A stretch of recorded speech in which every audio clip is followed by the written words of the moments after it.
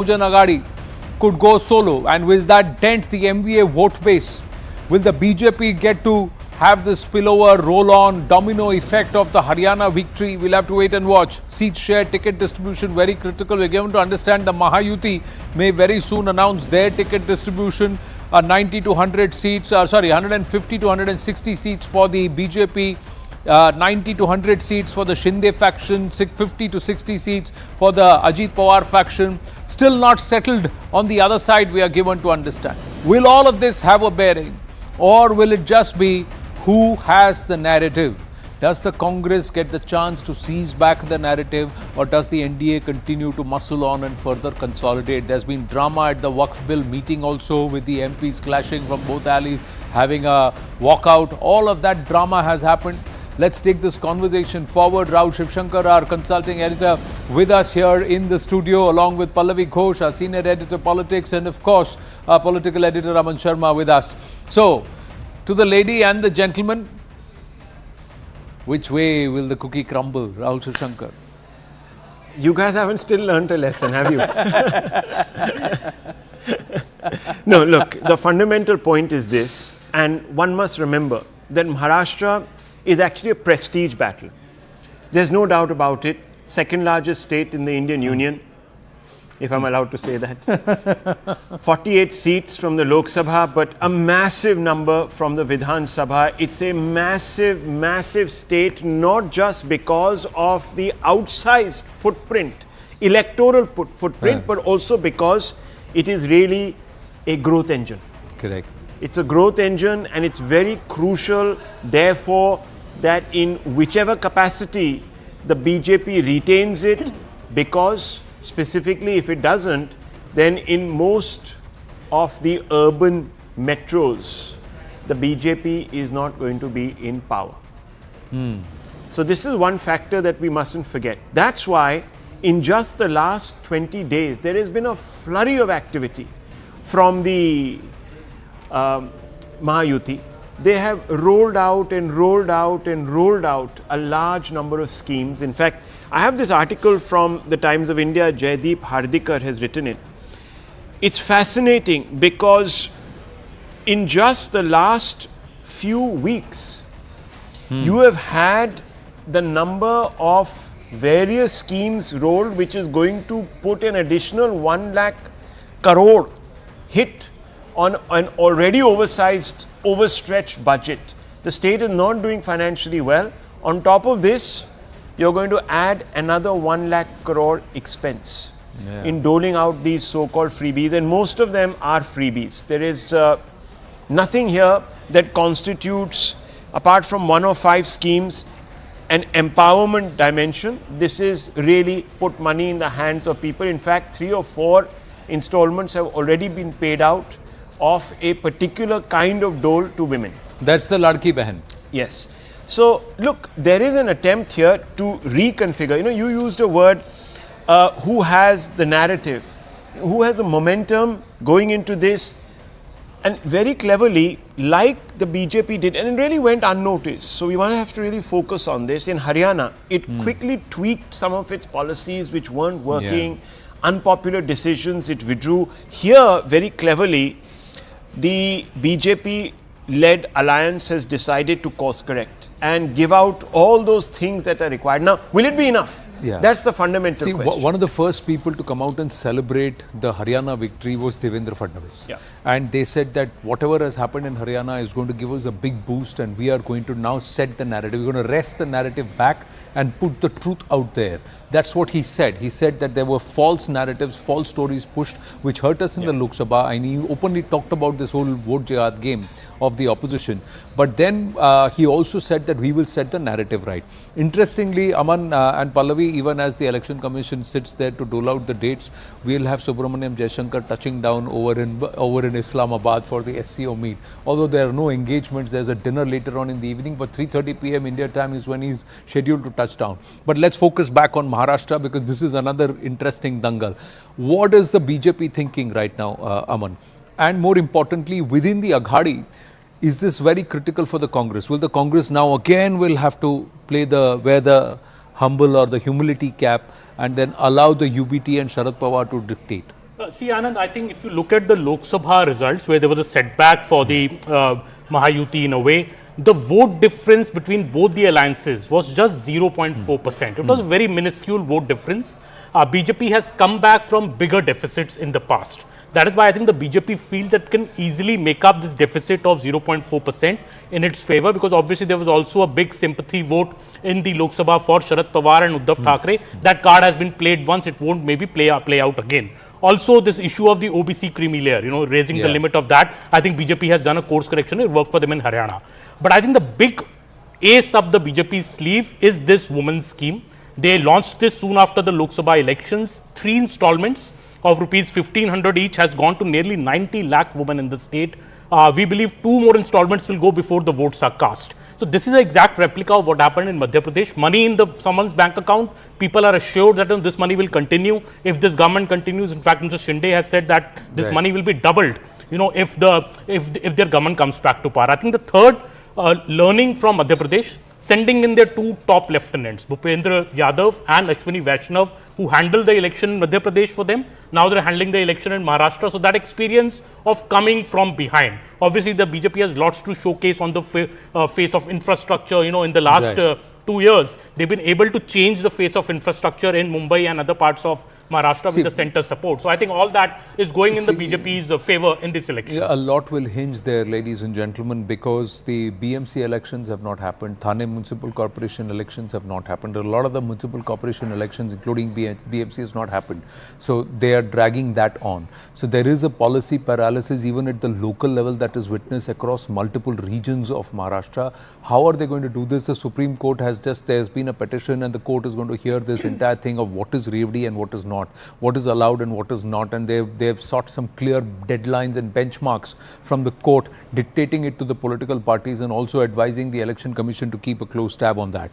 Pallavi, Arunima and Payal with us. So the ladies, as you take over, your thoughts, how important is this? Even as we speak, Maharashtra, it's the big game, but there is an eye on Jharkhand too, where there is JMM plus Congress in power, and the BJP is wanting to wrest that again. And again, unlike in Haryana, in Maharashtra and Jharkhand are 2 state elections where the Congress is in an alliance. It's a coalition government, and therefore that big brother urge which is there in the Congress party, it may not be able to do that. I mean, in fact, at a meeting which took place, I think yesterday or day before, Rahul Gandhi made it very clear to his party leaders that please don't speak on behalf of the alliance. Just speak for yourself, hit the ground, kaam karo, and I don't want to listen to any excuses.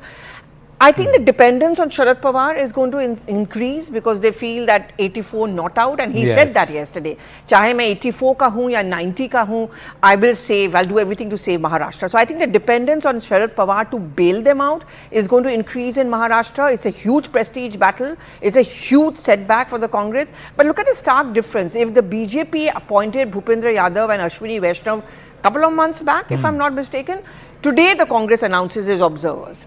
And the same people who are responsible for the debacle of Haryana are back. And you have Ashok Gehlot and all of them back. So nothing has been learned. A Charanjit Singh Channi, who was not able to get that mojo going in Jammu and Kashmir, is back as one of the observers. That's one lesson which has not been learned. But again, very quickly, Rahul Gandhi, Kharge said, we don't want any excuses, no infighting, kaun CM banega, kisko kya ticket milega, you leave it to us to decide. So it's going to be a very central kind of a control. It's going to be very central control on the campaign of Maharashtra. That's one lesson which they're trying to learn from Haryana. But I don't know. All right, let's take it to Pallavi and Arunima also. Payal and Arunima also. Pallavi is here with us in the studio. Yes, Arunima. And you are at Vigyan Bhavan in a short while from now, in just about 15-20 minutes, that we should have the presser getting underway. What's likely to happen? Is there a buzz around how many phases in Maharashtra, how many phases in Jharkhand, and what are the likely dates?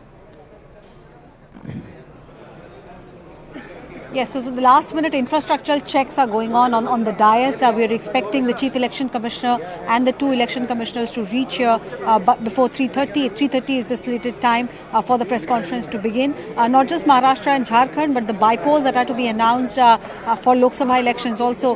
There are seats in Uttar Pradesh, in Bengal, of course, the all-important seat, politically speaking, of Wayanad in Kerala, because Priyanka Gandhi Vadra could make her debut there. But coming back to Maharashtra and Jharkhand, already Maharashtra Maharashtra, opposition politicians have been up in arms over the delay. In the past, Jharkhand and Maharashtra have seen elections happening along with Haryana. But this time it was de-linked. The reasoning given by Election Commission was that Jammu and Kashmir elections had to be undertaken, and paramilitary force deployment was Kashmir was hogging major size of the deployment pie, and therefore Maharashtra election had to be delayed. But now it has reached a stage where perhaps 26th is when the Maharashtra Assembly tenure ends, and you could see only a couple of days gap before the results are finally announced. We are given to understand that third week is when Maharashtra could see polls. In the past, Election Commission has managed to hold elections in Maharashtra in a single phase, but in Jharkhand there's still a security challenge. The Naxal threat has gone down considerably, but Jharkhand could require a multi-phase elections. In the past, up to 5-phase elections have happened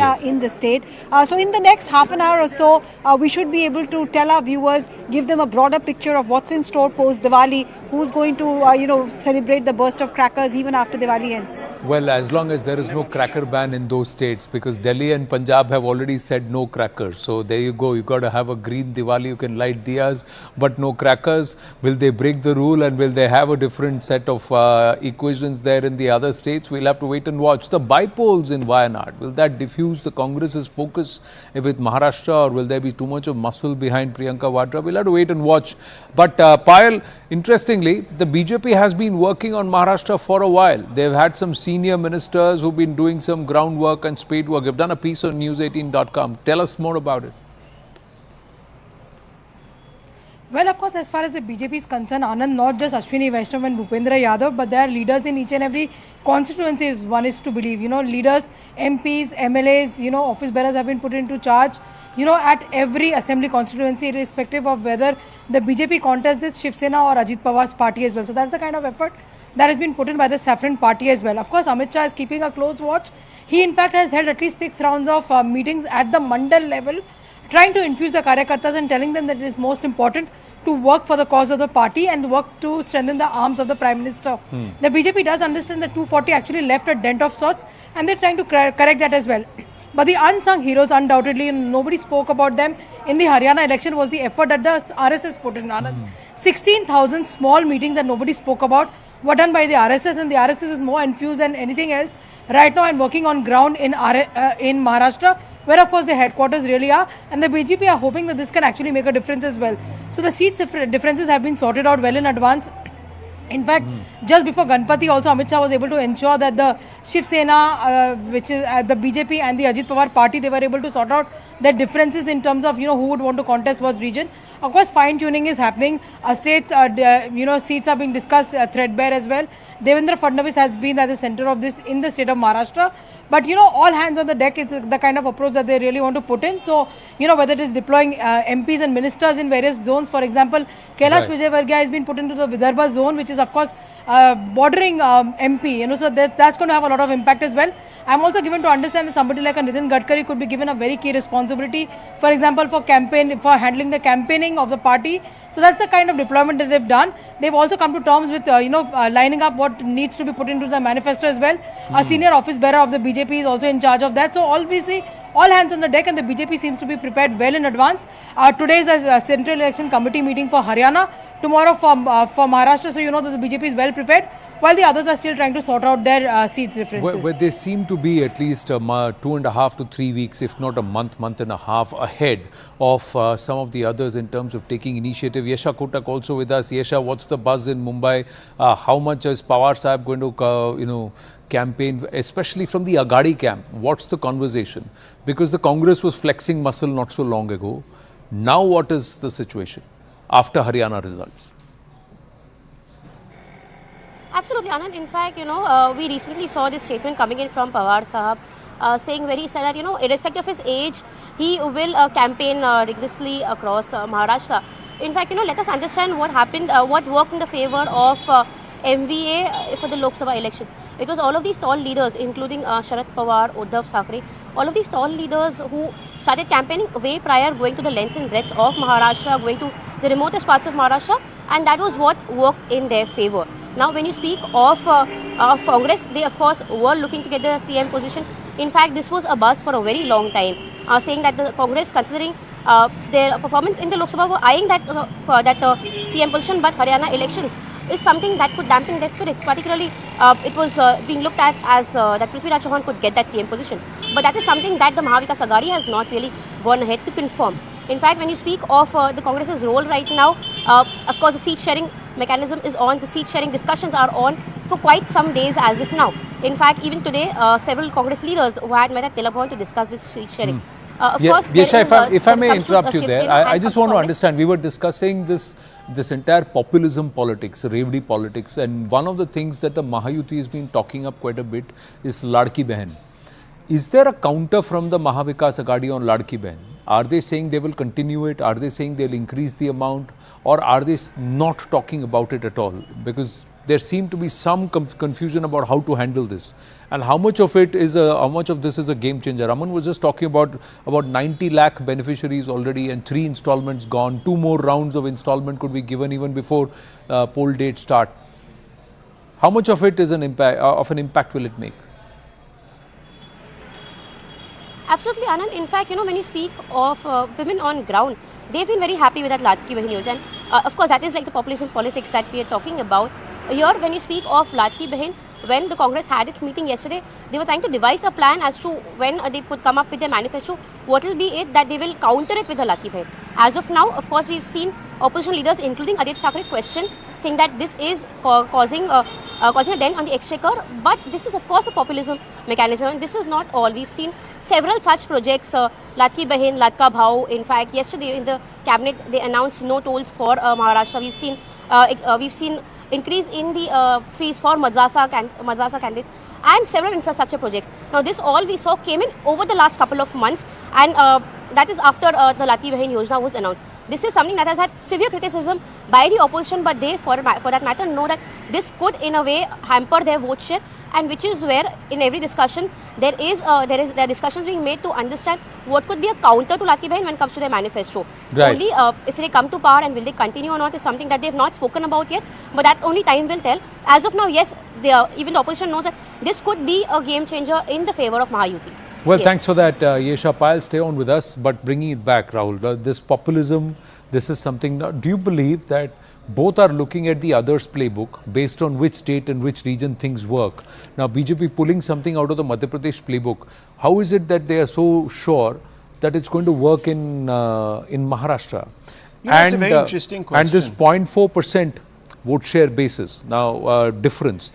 Will that change? Will those scenarios change? I remember at the town hall, we had Aditi Tatkare saying that Vidhan Sabha changes the dynamics because it's all local factors. It's local leaders. It's not a combination of five assembly constituencies that make one seat, and that one assembly constituency can change the result. Each one is different. Your thoughts? So, there is right now sowing season in Maharashtra. And guess what the problem is? Farmers are really upset because most women labor is not available. They are signing up for this scheme. So, advantage women, but slight resentment amongst farmers. It's interesting how these things cut. Now, I'm not saying that it will be a deciding factor, but just to answer the question that you were sort of posing, look, the problem for the BJP is really in 2 regions. One is Western Maharashtra. That's where they have been weak traditionally. 3 elections, they've had problems there, and Marathwada. The one advantage that the Mahayuti has, unlike the BJP in Haryana, which obviously many people commented about, the dominant caste was not represented at the highest, at the apex. Here, in Mr. Shinde, the dominant caste, or the most influential one, is represented at the apex, the chief minister. So they go in with that sort of advantage, that cushion. I'm not saying it's an advantage, it's a certain cushion, because on the other side, of course, you have some tall leaders.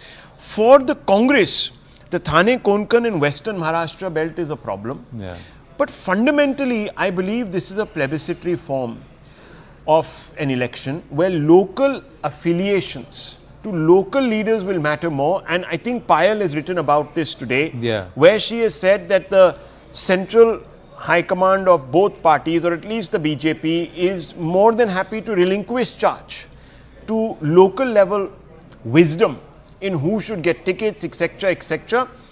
Let them get the ground game right. Let's get the right feedback, because that's what the problem was in Uttar Pradesh. There was a mismatch between what perhaps one bloc was thinking vis-a-vis the state leadership. Here, they don't want to leave anything to chance. We're going to take a break, but before that, quickly, Pallavi and Aman, the people who moved away, the Congress erstwhile stalwarts, including a former chief minister who switched camps ahead of Lok Sabha, will they come into play now? Because now is there where their area dominance will be called to, and especially in critical regions where the BJP would want to make inroads, and also with respect to vote share.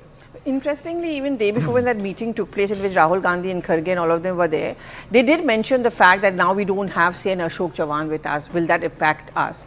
So that's their policy over there, is that we are now no longer going to start reaching out to these people, because again they're trying to learn a lesson from Haryana. Ashok Chavan ko ek din pehle leke aaye, kya hua, kuch nahi hua. So they've realized that all these things in the last minute does not really work, especially when it comes to the Congress or the MVA. It's better to hit the ground. And in fact, one senior Congress, who's a former CM also, had told me that it's already too late for us. We have to rework our strategy and do the best with what we already have. And like the BJP, now they're going to insist on only local issues, local level politicians.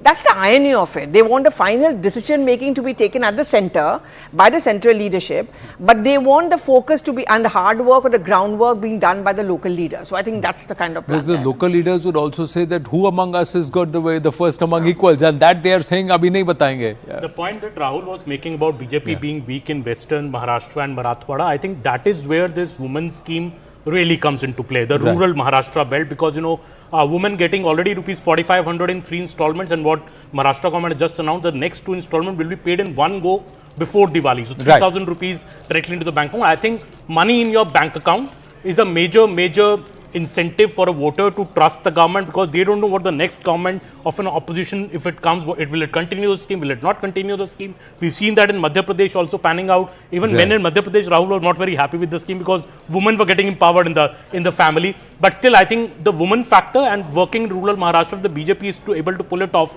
it will be a big, in large measure, I think the credit will go to this particular woman's scheme. Well, we'll have to see, and somewhere are they coming down and saying we are the only ones who can afford to continue it, and we'll ensure that there is money there. This double engine, will that work? At the state level, RSS and BJP. At the center, that will be the story, center and state, and we'll push things forward. Well, we're counting down, just about 7 minutes to go, ladies and gentlemen. See you in a very, very short while. It's a very short break here.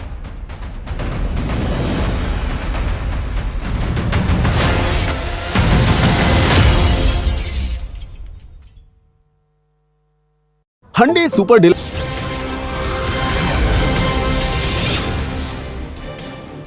Welcome back. Now, even before the Election Commission's poll date announcement for Maharashtra and Jharkhand Assembly polls, politics is escalating, with opposition parties questioning the timing of the announcement. After JMM called poll panel a puppet of the Bharatiya Janata Party, now Congress leader Rashid Alvi has made a controversial remark, this on the EVMs. He has said that if pagers can be rigged by Israel, so can EVMs, as Prime Minister Modi is good friends with Israel and they are experts at hacking.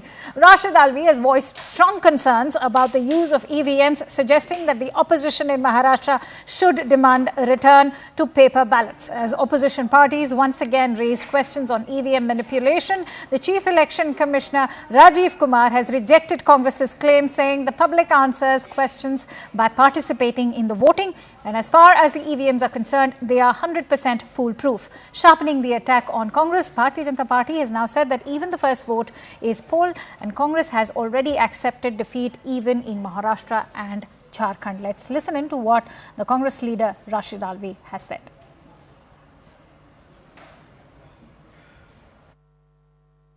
देखिए, महाराष्ट्र के अंदर अगर free and fair election होता है, जिसकी उम्मीद मुझे बहुत कम, तो भारतीय जनता पार्टी का सफाया हो जाएगा। लेकिन आज बड़ा सवाल है कि इलेक्शन कमीशन किस तरह चुनाव कराता है। ईवीएम की मशीनों पर भी शक और शुबा है। इसलिए महाराष्ट्र के अंदर सारे विपक्ष को दबाव बनाना चाहिए कि ईवीएम से चुनाव न होकर बैलेट पेपर से चुनाव हो, वरना मुझे शक है कि महाराष्ट्र के अंदर भारतीय जनता पार्टी की सरकार और इलेक्शन कमीशन कुछ भी कर सकते हैं। ईवीएम का बड़ा खेल कहीं भी हो सकता है और उसके लिए भारतीय जनता पार्टी चुनाव से पहले ये सारे काम कर लेती है। आज 3:30 बजे प्रेस कॉन्फ्रेंस रखी है हमने कमीशन ने महाराष्ट्र और झारखंड के चुनाव की तिथियों के बारे में, शेड्यूल के बारे में। सवाल का जवाब पब्लिक देती है। वोटिंग में परसेंटेज और वोटिंग में पार्टिसिपेट करके पब्लिक जवाब देती है सवाल का। जहां तक ईवीएम्स और इन सब का प्रश्न है वो 100% फुल प्रूफ है, मैं कई बार बता चुका हूं। फिर आज अगर ये प्रश्न उठेगा तो फिर बताएंगे वहां पर। देखिए, तैयार तो हम हमेशा इलेक्शन मोड में ही रहते हैं, क्योंकि हम जनहित के काम करते हैं। हमारा जो कमिटमेंट होता है वो धरातल पर उतरता है। जन सेवा के माध्यम से राजनीति का एक उत्कृष्ट उदाहरण आपको मिलेगा झारखंड में हेमंत सोरेन जी की सरकार में। तो उसके माध्यम से हम हमेशा इलेक्शन के लिए तैयार हैं। लेकिन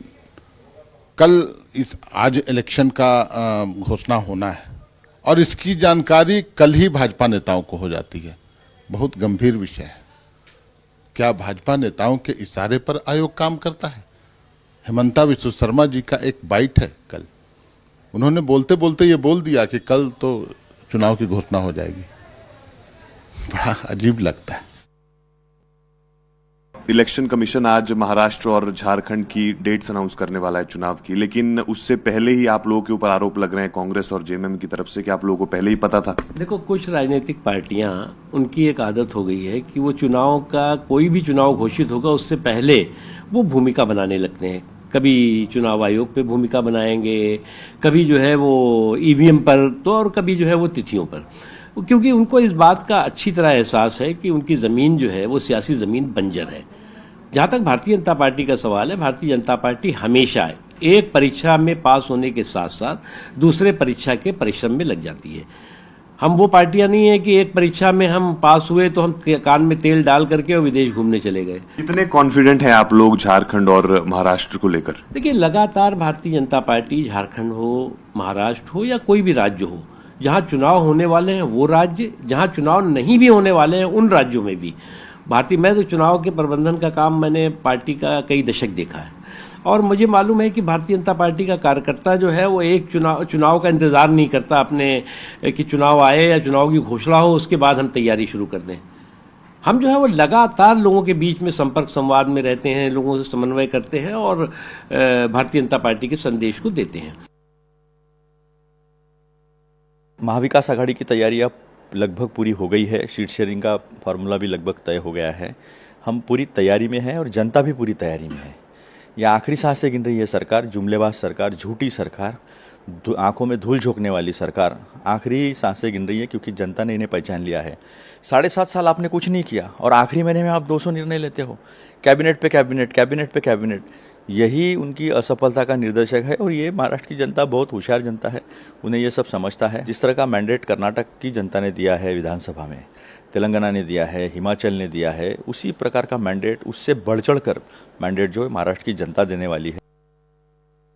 Mayuresh is joining me on the phone line with more inputs. Mayuresh, is the Congress party now using the EVM argument as a diversionary tactic?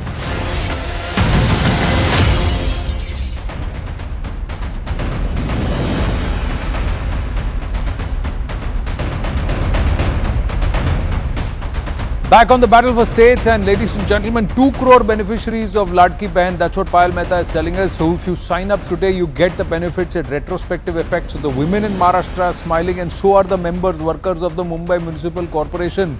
Mayuresh Ganpate getting us this details, even as the Election Commission is just about to get up, sit down, and as they start announcing the dates, the Model Code of Conduct kicks in.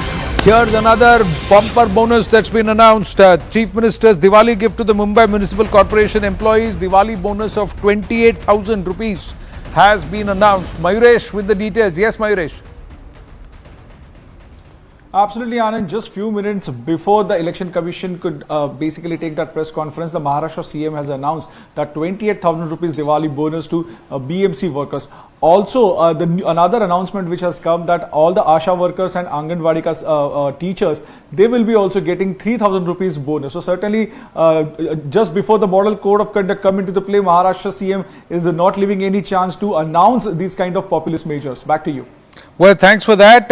In fact, the Prime Minister has also tweeted the Union Cabinet took a very interesting decision of developing the National Maritime Heritage Complex in Lothal. Such a concept will create new opportunities in the world of culture and tourism. India is inviting more participation in culture and tourism in this structure, and he's written about it. And this is interesting with the fact that they also want to develop similar efforts in Maharashtra. Arunima with us. Arunima, what's happening at Vigyan Bhavan? Okay, let me just show you. The stage is all set. I think last minute infrastructure check, the audio testing is going on.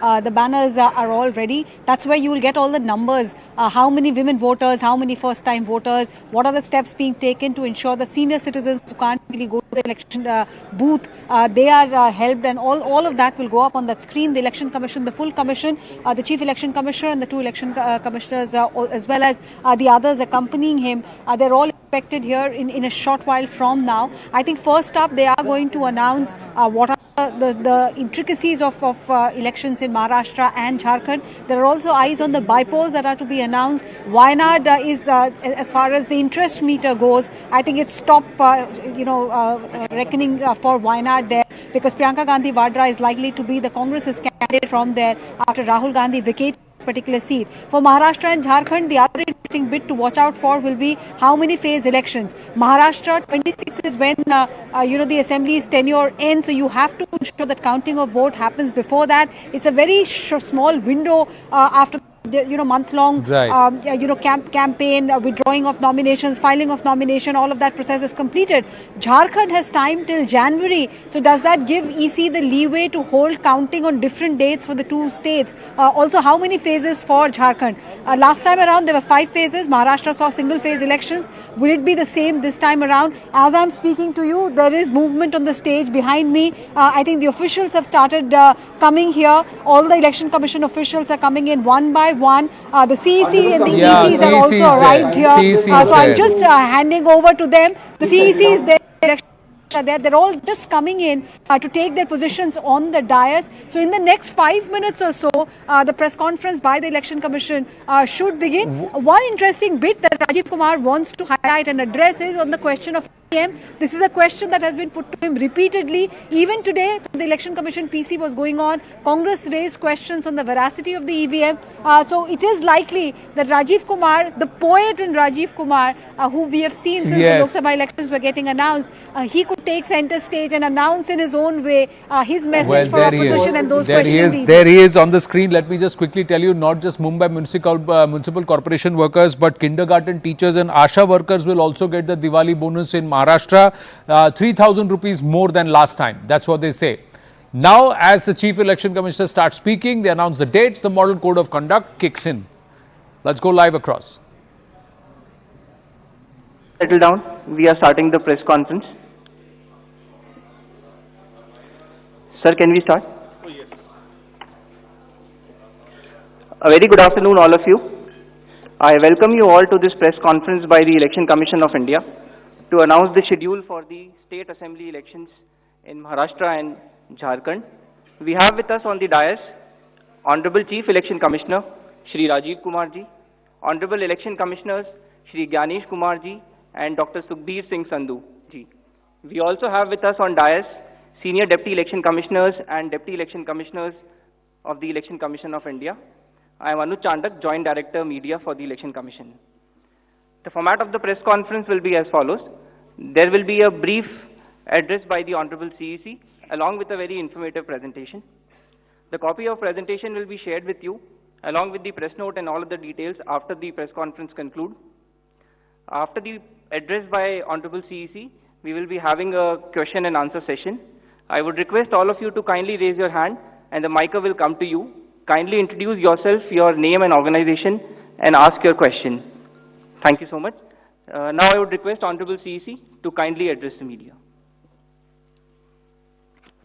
माननीय निर्वाचन आयोग Shri Gyanesh Kumar ji on my right side, निर्वाचन आयोग doctor Sukhbir Singh ji Sandhu on my left, आयोग के वरिष्ठ पदाधिकारीगण और media के सभी फ्रेंड्स और इस प्रेस कॉन्फ्रेंस में जुड़े हुए सभी हमारे वोटर्स, आप सबका इस प्रेस वार्ता में स्वागत है। We welcome you all at this press conference, which is about the declaration of the schedule for the ensuing state assembly elections in Maharashtra and Jharkhand. Friends, मैं इस वार्ता को शुरू करने से पहले चुनाव आयोग की तरफ से और आपके माध्यम से सर्वप्रथम हरियाणा और जम्मू कश्मीर के सभी मतदाताओं को, वोटर्स को चुनाव में बहुत ही सशक्त दमदार पार्टिसिपेशन के लिए मुबारकबाद देना चाहता हूं, धन्यवाद करना चाहता हूं। जम्मू कश्मीर की आवाम ने जमहूरियत के जश्न को ऐतिहासिक बना दिया। भारी संख्या में पार्टिसिपेट कर अपने जमहूरी हक का शानदार उपयोग किया और जिसने लोकतंत्र की मजबूत नींव रखी है। दुनिया में सबसे बड़े लोकतंत्र के रूप में भारत हर चुनाव में गोल्ड स्टैंडर्ड्स तय कर रहा है, रिकॉर्ड बना रहा है। इन दोनों चुनावों में जो जज्बा दिखाया गया वो लंबे समय तक याद रहेगा। आप सबको वो पिक्चर्स, वो माहौल निश्चित रूप से याद रहेगा। जम्मू कश्मीर की आवाम ने जमहूरियत के जश्न में लोकसभा चुनावों में जो बुनियाद बनाई थी, उस पर एक बहुत ही सशक्त इमारत असेंबली इलेक्शंस में लिखी है और इस जनादेश ने नई आशाएं और उम्मीदों को संचार दिया है। Now it is over to the people of J&K to take this democratic journey forward. और हम एक नया गोल्ड स्टैंडर्ड और सेट कर रहे हैं। Just to remind you, just to recall, चुनाव घोषणा के समय ही हम अपना इरादा घोषित करने लगे हैं। हम अपनी विल और इंटेंट को पहले बताते हैं और उसे पूरा करके दिखाते हैं। Just to take you down the memory lane, Lok Sabha के चुनाव के समय, हम अनाउंसमेंट के समय हमने वादा किया था कि हम 4M की चुनौतियों से निपटेंगे और हिंसा, पुनर्मतदान, धन और सोशल मीडिया के दुरुपयोग की अनुमति नहीं देंगे। और आप सब जानते हैं कि हमने वो करके दिखाया। भारत के चुनावों की गोल्ड स्टैंडर्ड्स की कड़ी में हम एक और नया अध्याय लिख रहे हैं। इसी को आगे बढ़ाते हुए J&K अनाउंसमेंट के समय अगर मैं आपको फिर से याद दिलाऊं कि चुनाव से पहले किस प्रकार की थ्रेट्स थी, आतंकी हमले बढ़ रहे थे। लोग, आप सब लोगों में से बहुत लोग ये भी पूछ रहे थे कि पता नहीं चुनाव आयोग J&K में चुनाव कराएगा कि नहीं कराएगा। और 16 अगस्त को जब चुनाव की घोषणा का समय था, तो इसी प्लेनरी हॉल में हमने अप फ्रंट और बोल्ड वादा किया था। और मुझे याद है मैंने कहा था कि जमहूरियत के जश्न में आपकी शिरकत दुनिया देखेगी नापाक इरादों की शिकस्त की कहानी। और वो कहानी आपने सबने देखी और वो कहानी पूरे वर्ल्ड ने देखी। चुनाव को इंड्यूसमेंट फ्री बनाया गया और जहां J&K में चुनाव कराने का विषय होता था, वहां सीजर्स में 130 करोड़ रुपए के सीजर्स हुए, which is 100 times more then 2014 elections. तो पहले ये बात भी नहीं होती थी कि सीजर्स भी करना है, इस पावर को रोकना भी है। Similarly in Haryana, seizures were to the tune of around 75 crore, 4 times more than 2019 elections. इन दोनों राज्यों के चुनावों में भी नील रीपोल रहे। There was not even a single repoll in both the states, including the state of Jammu Kashmir. कोई वायलेंस नहीं हुई, zero violence, including the state of Jammu Kashmir. एक भी लाठी नहीं चली, एक भी गोली नहीं चली। आप सब इस बात के गवाह हैं। आपने देखे शिकस्त के नजारे। And let us give an ovation to the voters of Jammu Kashmir and Haryana. चुनाव दर चुनाव घटती हुई हिंसा, बढ़ती भागीदारी, रिकॉर्ड सीजर्स, मतदाता बिल्कुल स्पष्ट संदेश दे रहे हैं that they have full belief, they are very participate in the electoral process। लेकिन कोई बात नहीं, फिर भी अगर मुझे याद आए तो कुछ तो लोग कहेंगे लोगों का काम है क्या। हम उसकी बिना चिंता किए आगे बढ़ते हैं, अपना काम सशक्त तरीके से करते, ये आपको विश्वास दिलाते हैं। So friends, now we come to Maharashtra and Jharkhand, जहां पर अब उत्सव का समय है। हाल ही में हमने झारखंड और महाराष्ट्र में विजिट की थी और वहां पर political parties, DOs, SPs, IGs, commissioners, enforcement agency सबके साथ बैठक की थी और पूरे व्यवस्था को समझा और उसका रिव्यू किया था। So before we come to the schedule, let me share some basic information about these two states with you. Total districts in Maharashtra 36 with 288 assembly constituencies, of which 234 are general and scheduled tribes constituencies 25 and SC constituencies 29. Term of the Assembly of the Maharashtra is ending on 26th November 2024. If we talk about the number of electors in Maharashtra, they are 9.63 crores, 4.97 crores male and 4.66 crores female voters. Young voters की संख्या जिस पे काफी जोर दिया गया था SSR में 1.85 crores और उसमें से 20.93 lakhs are first time voters of 18 to 19 age group. If we tell you about the polling stations in Maharashtra, there are total 1,186 polling stations and at 52,789 locations. Urban being 42,604 and rural being 57,582. इस बार भी हम PWD managed booths बनाएंगे, women managed booths बनाएंगे महाराष्ट्र में भी। Model PSS की संख्या 530 रहेगी। अगर झारखंड में की चर्चा करें तो टोटल डिस्ट्रिक्ट्स की संख्या है 24, टोटल असेंबलीज 81, जिसमें से general 44, STs 28 and SCs 9। Jharkhand की असेंबली का टर्म 5 जनवरी 2025 को कंप्लीट हो रहा है और अगर झारखंड में इलेक्टर्स की बात करें तो 2.6 करोड़ वोटर्स, जिसमें 1.29 crore female and 1.31 crore male. First time voters between 18 to 19 years are 11.84 lakh and 66.84 young voters in Jharkhand also. In the centenarian, number of centenarian voters is 1,706 and 3.67 lakhs PWD voters plus 1.14 lakh voters are of the age of 85 and plus in Jharkhand. If I give you an overview of polling stations in Jharkhand, पूरे polling stations की संख्या होगी 29,562 और जो कि 20,221 locations पर फैले हुए होंगे।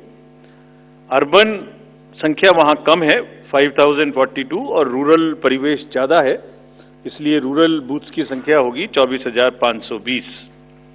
यहां पर भी women managed booths, youth managed booth, PWD managed booths बनाए जाएंगे। एवरेज वोटर्स की संख्या पर booth is 881। Particularly vulnerable tribal groups पे जैसे मैंने पहले भी आपसे चर्चा की है, कमीशन का उनको एनरोल करने के लिए, उनको एम्पावर करने के लिए बहुत एम्फेसिस है। महाराष्ट्र में 3 PVTGs हैं, कटकरी, कोलम एंड मारियागौंड, और झारखंड में 8 पर्टिकुलरली वल्नरेबल ट्राइबल ग्रुप्स हैं जिनकी आबादी 1.78 लाख है। उसमें असुर, बिरोर, मालपाड़िया, पहाड़िया, सौर्या, पहाड़िया, बिरजिया, कोवार एंड सावर, इन सबका लगभग 100% एनरोलमेंट इलेक्टरल रोल में किया गया है। सभी डीओज ये कोशिश करेंगे कि जो भी बूथ्स इनके यहाँ बने वो बहुत सहज इनके ही परिवेश में बने और इस तरह की स्वीप एक्टिविटी करें कि वो सबके सब अधिकतर मात्रा में अपने मतों का प्रयोग कर सकें। मैं फिर से रिपीट करना चाहता हूं कि सभी पोलिंग स्टेशंस पे एश्योर्ड मिनिमम फैसिलिटीज होंगी। पिछली बार मुंबई शहर से कुछ ऐसी इंफॉर्मेशन या शिकायतें आई थी कि वहां पर कुछ बूथ्स पे ज़्यादा पोलिंग स्टेशंस एक जगह होने की वजह से प्रॉब्लम थी। इस बार हमने रिव्यू में बहुत ही सख्त हिदायतें दी हैं, उनको रिव्यू किया है, रेशनलाइज किया गया है पोलिंग स्टेशंस को। तो हम उम्मीद करते हैं डीओज विल वर्क, और वहाँ इस बार म्युनिसिपल कमिश्नर मुंबई को डीओ भी घोषित किया गया है ताकि जितने रिसोर्सेज उनके पास हैं उन सबको वो उसमें इस्तेमाल कर सकें। एक और व्यवस्था की गई है जो हम पीछे से कोशिश कर रहे थे, अब हमने उसकी इंस्ट्रक्शंस भी इशू कर दी हैं कि पोलिंग लाइन जब लगती है तो उसमें लाइन के बीच में भी थोड़ी कुर्सियां या बेंच लगाएं, ताकि अगर आधा घंटा लग रहा है तो बीच बीच में कहीं ना कहीं 5-7-10 मिनट के बाद आप 2-3 मिनट के लिए बैठ जाएं तो थोड़ा अच्छा लगता है, मतलब थकान थोड़ी कम महसूस होती है, खासतौर से बुजुर्ग लोगों को। तो ये व्यवस्था भी सब पोलिंग स्टेशंस पे रहेगी। Friends, if I come to the next ease of voting for senior citizens PWDs, this will be followed. You have all the experience of the pan-India coverage of facilities for the persons with disabilities and senior citizens. Her senior citizen जो 85 years से ऊपर हैं, उनको घर से vote देने की सुविधा उपलब्ध रहेगी। फॉर्म 12D वितरित किए जाएंगे सबको, और जो भी उसको भर के देते हैं उनके पास में हमारी टीम वोट लेने जाएगी, और जाने के समय में सभी कैंडिडेट्स को लिखित में उस रूट चार्ट का और उस जगह की सूचना देगी ताकि वो साथ में एकम्पनी कर सकें और उनको ऐसा महसूस ना हो कि किसी के घर पर किसी ने प्राइवेसी ऑफ द वोट को नहीं मेंटेन किया। They are entitled, they are welcome to participate and go along with the polling parties to the houses of the senior citizens and PWDs. और पूरी जो व्यवस्था है उसकी videography of course goes without saying will be done so that there is a full proof record. वैसे भी पूरे चुनाव में आप जानते हैं कि कोई भी प्रक्रिया ऐसी नहीं है जिसमें वीडियोग्राफी ना होती हो, जिसका रिकॉर्ड ना रखा हो, so that जहां पर कैंडिडेट्स पार्टिसिपेट ना करते हो और जहां पर वीडियोग्राफी ना होती हो। So every process of this can always be checked and seen. जैसे क्रिकेट में एक्शन रिप्ले होता है, तो अगर वहां गेम के समय एक्शन रिप्ले नहीं हो सकता तो बाद में हर जगह हर प्रोसेस की वीडियोग्राफी को देखा जा सकता है। इसी प्रकार से जो नेक्स्ट अगर मैं आपको बताऊं तो जो टेक्नोलॉजी है उसका हम फिर से बहुत यूज करेंगे। वोटर हेल्पलाइन ऐप में सभी वोटर्स अपनी सारी डिटेल्स देख सकते हैं, वो कहाँ मतदाता सूची में कहाँ नाम है, कहाँ फैमिली टुगेदर है, कहाँ उनको पोलिंग स्टेशन है, वो सब चीज़ देख सकते हैं। C vigil of course we have been very enthused. जैसे लास्ट पार्लियामेंट्री इलेक्शन में हमारे 10,000 करोड़ के सीजर्स हुए, जैसे मैंने अभी बताया J&K एंड हरियाणा में भी रिकॉर्ड सीजर हुए। We are sure that in Jharkhand and Maharashtra also the voters enlightened voters will inform us on C-Vigil about any malpractice which they notice in their area, and we will reach there in 90 minutes to handle it. सभी candidates जिनकी criminal background है उन्हें अपनी सूचना देनी पड़ेगी 3 बार papers में, और सभी voters as a matter of right can see on our app which is KYC Know Your Candidate. हमने जो मीटिंग्स, मैं आपको सिर्फ सारांश में ये बताना चाहता हूं कि जो मीटिंग्स हमने झारखंड और महाराष्ट्र में की तो डीओज स्टेट एजेंसीज को बहुत ही सख्त हिदायतें दी हैं। मतलब बहुत ही सख्त मीन्स बहुत ही सख्त कि वो हर तरीके से फ्री एंड फेयर इलेक्शंस कराएंगे, हर तरीके से लेवल प्लेइंग फील्ड को एस्टेब्लिश करेंगे। उनको ये स्पष्ट बताया गया है कि किसी भी पदाधिकारी के विरुद्ध अगर ऐसी सूचना आती है और ये प्रमाणित होता है कि उन्होंने कोई भी कार्य ऐसा किया जिससे लेवल प्लेइंग फील्ड डिस्टर्ब होती है, एक पार्टी को पक्ष एक पार्टी को नुकसान, तो very stern action will be taken against them. This has been very very clearly told to everyone. किसी भी तरीके का प्रलोभन, वही 4 M's जो पहले हमने बात की थी, मनी का डिस्ट्रीब्यूशन, फ्रीबीज का डिस्ट्रीब्यूशन, शराब का डिस्ट्रीब्यूशन, ड्रग्स का distribution will all be under strict watch. All airports, all landings of the aircrafts in the field will all be checked. There would be extensive polling, the checkposts on the borders of the interstate for checking interstate movement, और कहीं से भी multi disciplinary teams वहां बनाने के लिए कहा गया है। यानी जिसमें एक्साइज भी होगा, पुलिस भी होगी, जीएसटी भी होगी, ट्रांसपोर्ट के भी लोग होंगे, ताकि वो 24/7 उनकी चेकिंग कर सकें। और साथ में ये भी हिदायत दी गई है कि चेकिंग का मतलब ये नहीं है कि कॉमन सिटीजन को कोई भी हैरेसमेंट होना चाहिए। That precaution must very very carefully be taken about all of them. सभी पोलिंग स्टेशंस 2 किलोमीटर के अंदर हों। किसी भी कंट्रोल रूम्स की स्थापना होगी हर डिस्ट्रिक्ट में, so that they can handle the social media narratives if there is anything which is wrongly being conveyed। ये सब का सब वहां पर निश्चित रूप से व्यवस्था होगी।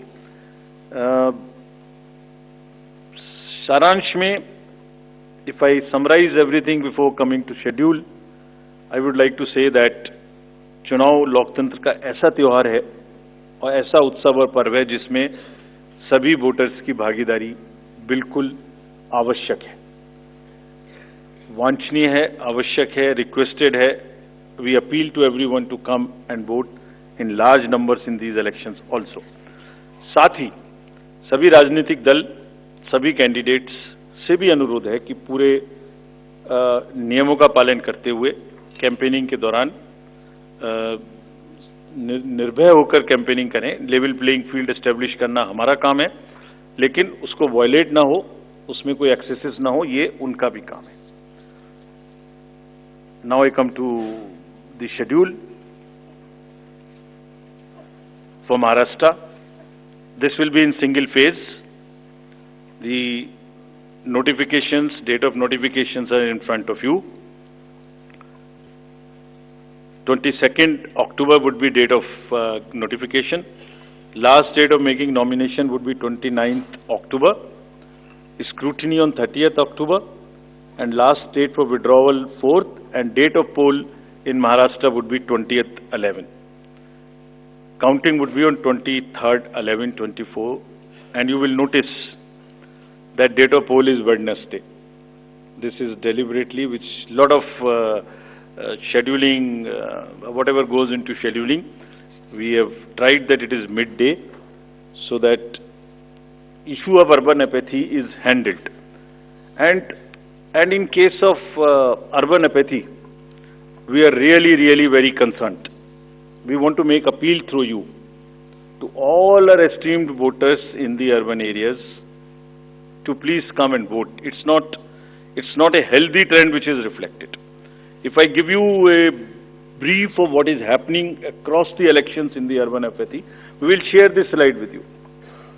If you look at various states, you look at Gurgaon, you look at Faridabad recently, last elections you look at Jubilee Hills, Hyderabad, you look at Bangalore South, you look at Gujarat, Gandhigram, Kolaba, Mumbai City, Pune, Thane, all are much below the state averages of each state.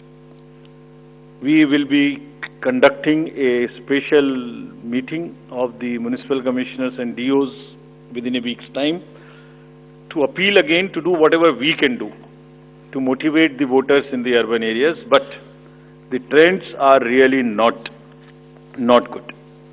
If I show you the Lok Sabha, that was the Lok Sabha. If I show you legislative assemblies, see the lowest. The Kolaba was just 40%. 62 of 64 urban ACs in Maharashtra were less than the state average in 2019. So was the case in the parliamentary elections 2024 also. And just to give you a contrast, if you compare, so what was the situation in Lok Sabha in Kalyan was 50%, Mumbai South 50%, Mumbai North, Thane, Pune, Mumbai South, everything 53%. And these were the lowest 6 parliamentary constituencies out of the lowest 10. So that's the state of the urban apathy. We would be doing everything to counter it. Last time in 24 elections, we had all celebrities, all corporates, Amul, everyone involved. We'll do it again. And we'll also, at this point, emphasize that this contrasts with a very positive trend in the constituencies like Doda, 72%. Riyasi 74%, Punch 74%, Rajouri 71%. If they can go 70 plus, Kolaba can also go 40 plus. In 24 Lok Sabha elections, Bastar was 68%, 69%. Gadchiroli, Manipur, states after state, tough areas. So we'll be requesting through you, we'll have a special drive this time for the slum areas in urban areas and also the colonies, all alike, to have a real urban push. I do not want to name specific thing, but there are booths in Faridabad and Gurgaon in the recently held elections, and they are the poshest places where voting has been around 20%. So again, we will be doing a lot of work on this to do whatever we can do to attract the urban voters. Now, friends, coming to Jharkhand. Jharkhand एक बहुत ही समृद्ध state है, बहुत ही उसकी विरासत है, और वहां पर हम फिर से अपील करेंगे कि सब वोटर्स अधिक से अधिक मात्रा में वोट दें. Schedule would be like this. Jharkhand would be in 2 phases. The date of poll, first phase would be on, date of poll would be on 13th November, and the second phase would be along with Maharashtra on 20th November. So the date of issue of notification for Jharkhand phase 1 would be 18th, and for phase 2 would be 22nd along with Maharashtra. Nominations for phase 1 would be till 25th of October, and for phase 2 29th. This slide we will share with everyone. And date of poll would be 13th November and 20th November, both Wednesdays. And date of counting would be 23rd 11, that is Saturday.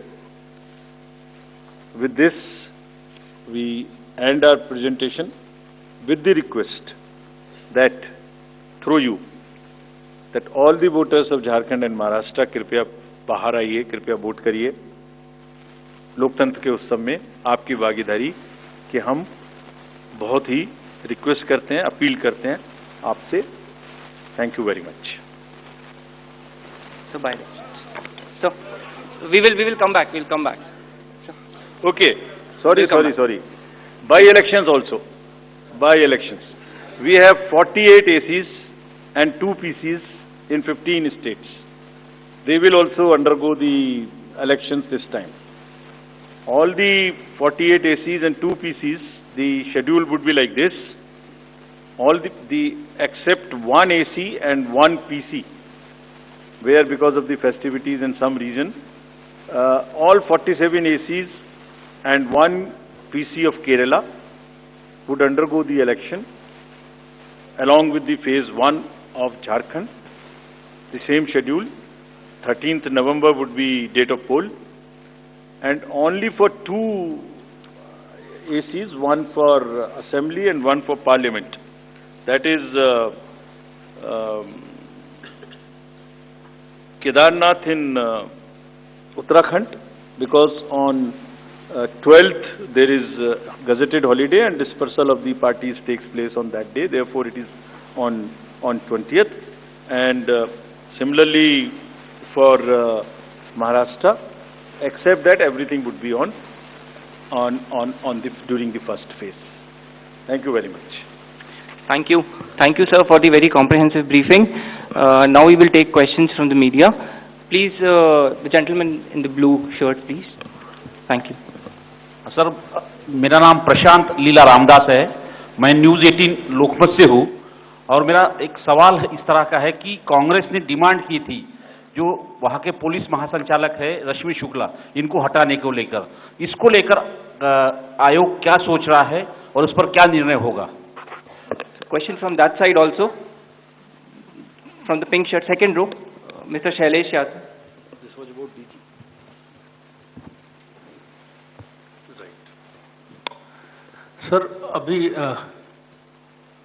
Sir मैं Shailesh Yadav ANI से. अभी हाल ही में चुनाव संपन्न हुए हैं जम्मू कश्मीर और हरियाणा में, और लोकसभा इलेक्शन के बाद देखा गया है कि एग्जिट पोल जो हैं एकदम उल्टे रहे हैं. या जो है एकदम गलत साबित हुए हैं। और इसको लेके पब्लिक में सवाल ये उठता है कि एग्जिट पोल में तो सरकार इनकी बन रही है और नतीजा उल्टा है, उस पर ईवीएम पे सवाल उठाए जाते हैं, जिसकी शिकायत आपसे कुछ पार्टियों ने करी थी, जिनका एग्जिट पोल में ये था कि सरकार बन रही है और जब ईवीएम का रिजल्ट आया तो सरकार बदल गई। तो इस तरह के एग्जिट पोल को लेके आपका क्या कहना है, क्योंकि सवाल जब उठते हैं तो आपकी तरफ से जो है बाहर नहीं आता है कि क्या इलेक्शन कमीशन सोच रहा है इस पे। Last row, madam was raising the hand. Please. Yes. So just wanted a clarification for the assembly constituencies and parliamentary constituency by-polls. So it's Wayanad and Nanded, the two parliamentary constituencies voting, right? Yes. Yes. Yes. There is a EP. There is a EP pending. Yeah. Gentlemen in the, yes, please. Sir, I am Sandeep Rajgolkar from TV9 Marathi. मेरा सवाल ये है, जो अभी जो सरकार में जो पॉलिटिकल पार्टीज है उनको अब मिले, अपोजिशन को भी मिले, उन्होंने मांग की थी, जो पार्टी अभी सरकार में है उन्होंने मांग की थी कि एक फेज में ही वोटिंग हो, और अपोजिशन ने तब टीका पर की थी उन पर कि 2 या 3 फेज में होना चाहिए। तो उनकी मांग थी इसलिए किया क्योंकि छोटा हो के भी झारखंड में वहाँ पे 2 फेज है और महाराष्ट्र में 1 ही फेज है। We have gentlemen in the first row, please. Good evening sir. सामने सर। मोहित दुबे, न्यूज नेशन से हूं सर। मेरा सवाल ये है कि ईवीएम को लेके पहले भी आपने बयान दिया है, लेकिन एक बार फिर से ईवीएम को लेके शिकायतें विपक्षी दलों ने हरियाणा को लेके की है, बैटरी को लेके शिकायत की गई है। तो आप हमेशा ये कहते रहे कि निष्पक्षता के साथ हम चुनाव करवाते रहें, तो ऐसे लोगों को आप क्या जवाब देंगे, ऐसे लोगों को आप क्या कहेंगे जो ईवीएम को लेके आपसे शिकायत करते हैं और इस बार बैटरी को लेके शिकायत की गई है? तो पहले इतने प्रश्न जवाब दे देता हूँ। पहला प्रश्न था डीजी महाराष्ट्र के बारे में। सो डीजी's appointment in any state is governed by the procedure where the name of the senior most officers are sent to the UPSC. UPSC selects the person, and there is a Honorable Supreme Court decision on this in Prakash Singh's case. The entire issue of this will be handled as per the legal pronouncements governing the subject.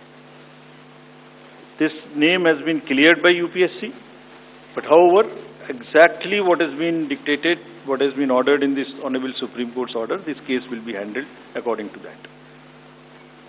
Somebody asked about 2 phases in Jharkhand and 1 phase in Maharashtra. Do you remember how many phases were in Jharkhand last time? 5. And now you are asking about 2 also. There are factors in Jharkhand which are about the Naxal areas and others. There are concerns, therefore there are 2. And Maharashtra was 1, it is 1.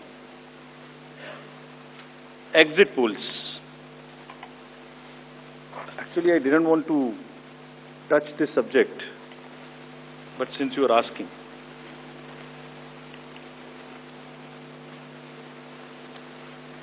Exit polls के आने की वजह से, exit polls के एक expectation set करने की वजह से एक बहुत बड़ा, लेट मी एक्सप्लेन, एक बहुत बड़ा डिस्टॉर्शन पैदा हो रहा है। ये आप सब लोग यहां हैं, ये एक आत्मचिंतन का और आत्ममंथन का भी विषय है प्रेस के लिए, खासतौर से इलेक्ट्रॉनिक मीडिया के लिए।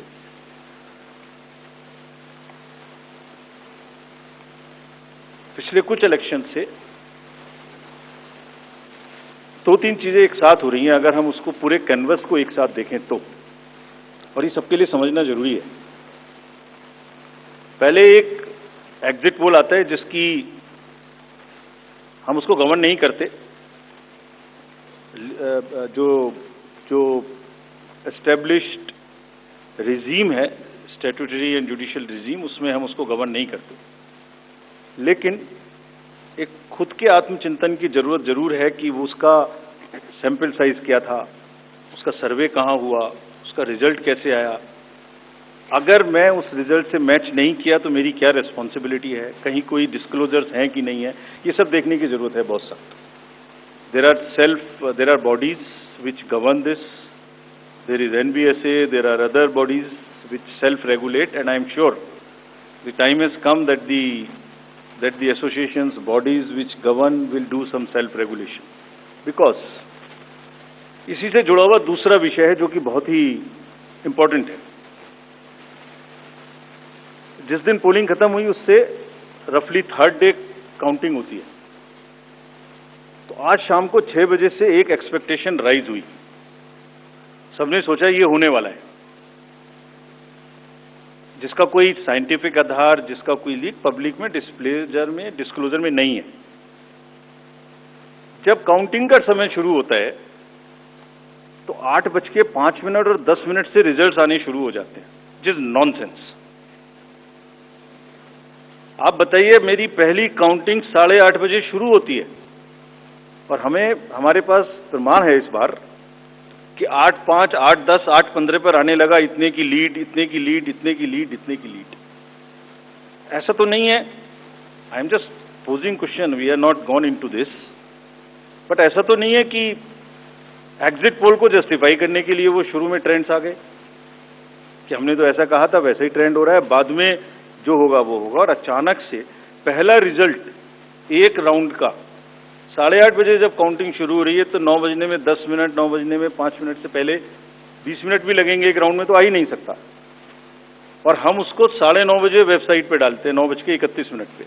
एग्जैक्टली कभी भी देख लीजिए, एक के बाद एक.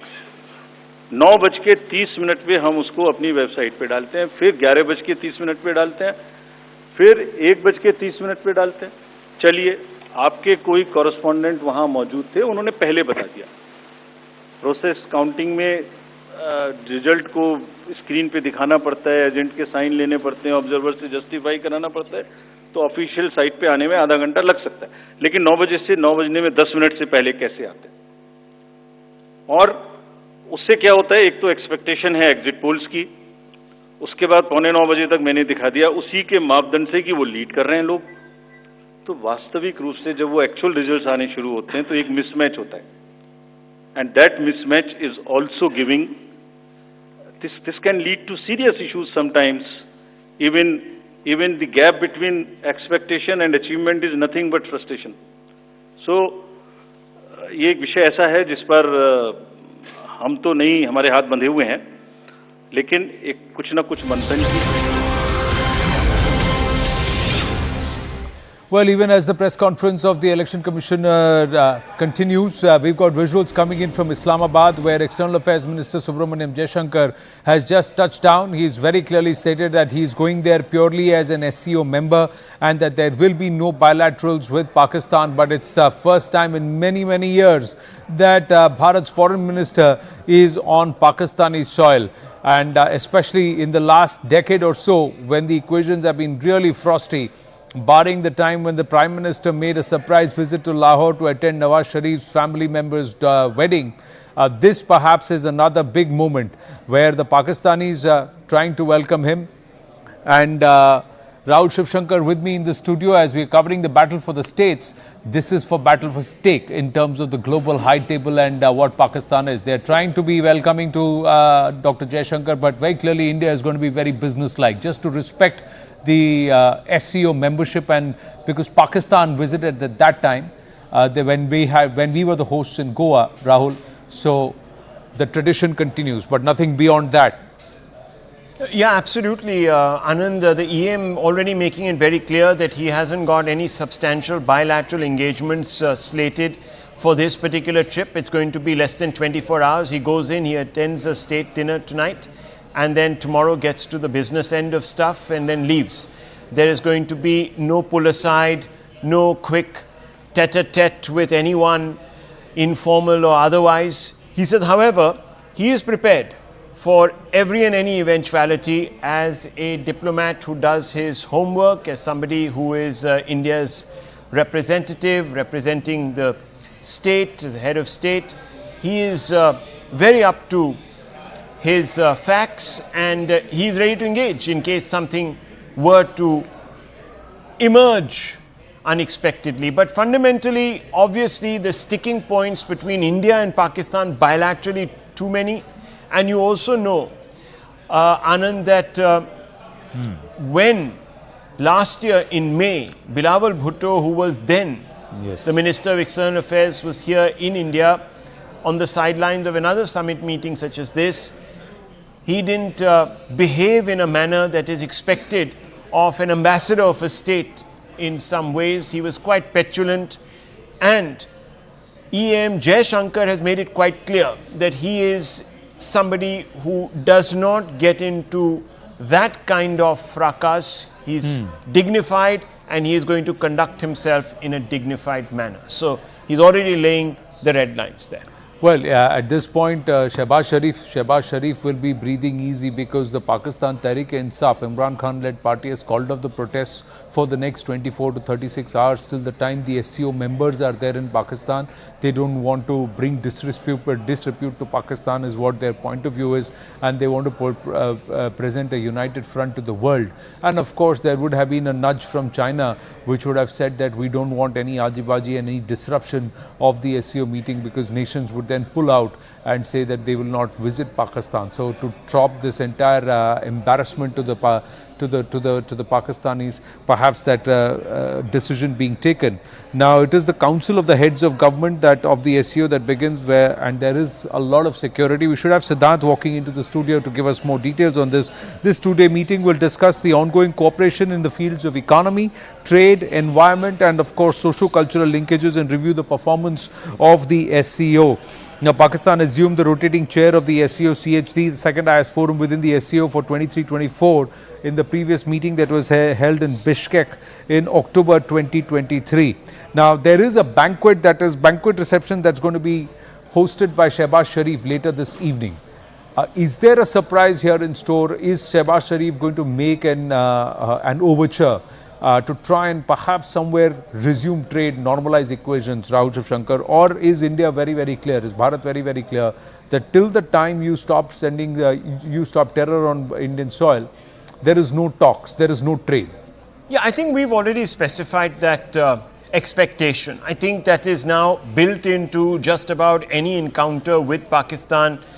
As far as the Modi government is concerned, I can't speak, of course, for any other political party. The opposition has a different view. They believe that talks should now get underway. They also believe that trade ties should be restored. In fact, if you look at some of the manifestos of some of the opposition parties, even in the Lok Sabha as well as in the Jammu and Kashmir Assembly elections, they seem to be pointing in that direction. The Modi government is very, very clear. They've dehyphenated terror from talks, and this has been a consistent policy since 2016 end. Well, 4 p.m. India time, he lands today. 4:30 p.m. India time, he takes off from Islamabad. So, and not too many engagements today. Just the 7 p.m. to 8:30 p.m. Pakistan time. That's when the informal dinner hosted by the PM, Shehbaz Sharif, that will happen. But Bharat's position, Siddhant, in this case, with Shehbaz Sharif trying to make overtures, or is Bharat going to be very, very clear? Till the time you meddle in our affairs, till the time you're trying to push terrorists, and till the time you play this entire game, proxy war game, we are not engaging with you. Well, that's right, Anand. In fact, MEA made it very clear on a very first day that there is not going to be any talk with Pakistan. In fact, EM Jaishankar also perhaps said that at a public forum, that it's the multilateral commitment and India will be participating. He is representing India in that spirit. And it is also reciprocatory, Anand, because last year when India hosted SCO summit in Goa, Bilawal Bhutto did attend it as the foreign minister of Pakistan. So it's reciprocatory. There's not going to be a bilateral meeting with Pakistan, but it's significant, Anand, given it's the first visit of foreign minister in last 10 years, and it's the second visit of EM S. Jaishankar to Pakistan. Last time when he was in Pakistan, he was in a capacity of foreign minister, and he was traveling along with then foreign minister Sushma Swaraj Swaraj, and they both were in Pakistan for a summit, and then they held bilateral talks also with Pakistani. After which, in 2016, Rajnath Singh, as a Home Minister, participated in SAARC summit, and then in 2019, Hardeep Singh Puri participated in the inauguration of Kartarpur Sahib corridor. Well, we have Sushant Sareen with us on the phone. Sushant Sareen, any expectations here? 10 a.m. tomorrow Pakistan time, there is the photo op. Then from 10:20 till 1 p.m. is the entire SCO meeting. Then there is an official lunch which happens, and thereafter it's heading back to the airbase and getting out. Not much. Both sides have said no bilaterals. Yeah, so I think I will take the External Affairs Minister on his word. I don't think there is any chance of any kind of a bilateral meeting with Pakistan. Also because there is nothing that we have in common anymore. There's really no business that needs to be transacted between the two countries. There is nothing on the anvil to suggest some kind of a roadmap for normalization of relations. We've just had a Pakistani minister who makes these perspective plans of 10 years, 20 years, 50 years, 100 years, 200 years. And every time he makes a prospective plan, the government in Pakistan collapses. He recently, in a public press conference, he alluded or at least insinuated that India was behind creating troubles in Pakistan and did not want the SCO meeting to be successful. He didn't have the guts to talk about how the Pakistani politicians have themselves fouled up their country, but India is a fair game for the Pakistanis. So when you have this kind of a climate inside Pakistan, and you've had the kind of nonsensical takes on Kashmir by Shahbaz Sharif, the puppet prime minister, and some of the others, what do you expect to come out of these talks? Number one. Number two, we have seen, including video footages of the revival of the terror machinery. People, some of the old Punjabi Taliban elements, some of the older groups in Kashmir being reactivated to try and create problems in Kashmir. So the terror machinery has been reactivated. You have a jihadist army chief who is basically trying to save himself in Pakistan. You have a government which is completely ineffective. So whom are you going to talk to? What are you going to talk to them about? There is no roadmap. There is not even a modicum of a gesture which would lead anyone to believe that, maybe something can come out of it. So, frankly, I think the only thing which is going to come out of this meeting is that Dr. Jaishankar will go to Islamabad, participate in SCO and come back. He might have some bilaterals with more consequential countries, with countries with which we have important relationships, which we want to nurture. He might have some bilaterals out there, on the sidelines. Right. But I don't see what he's going to do with the Pakistanis. It's worth nothing to know. Do you believe Bharat will bring up the Indus Water Treaty issue if there are questions and if Dr. Jaishankar is pushed, perhaps by media, because the Pakistanis are known for this kind of gamesmanship. They attempted it in Goa.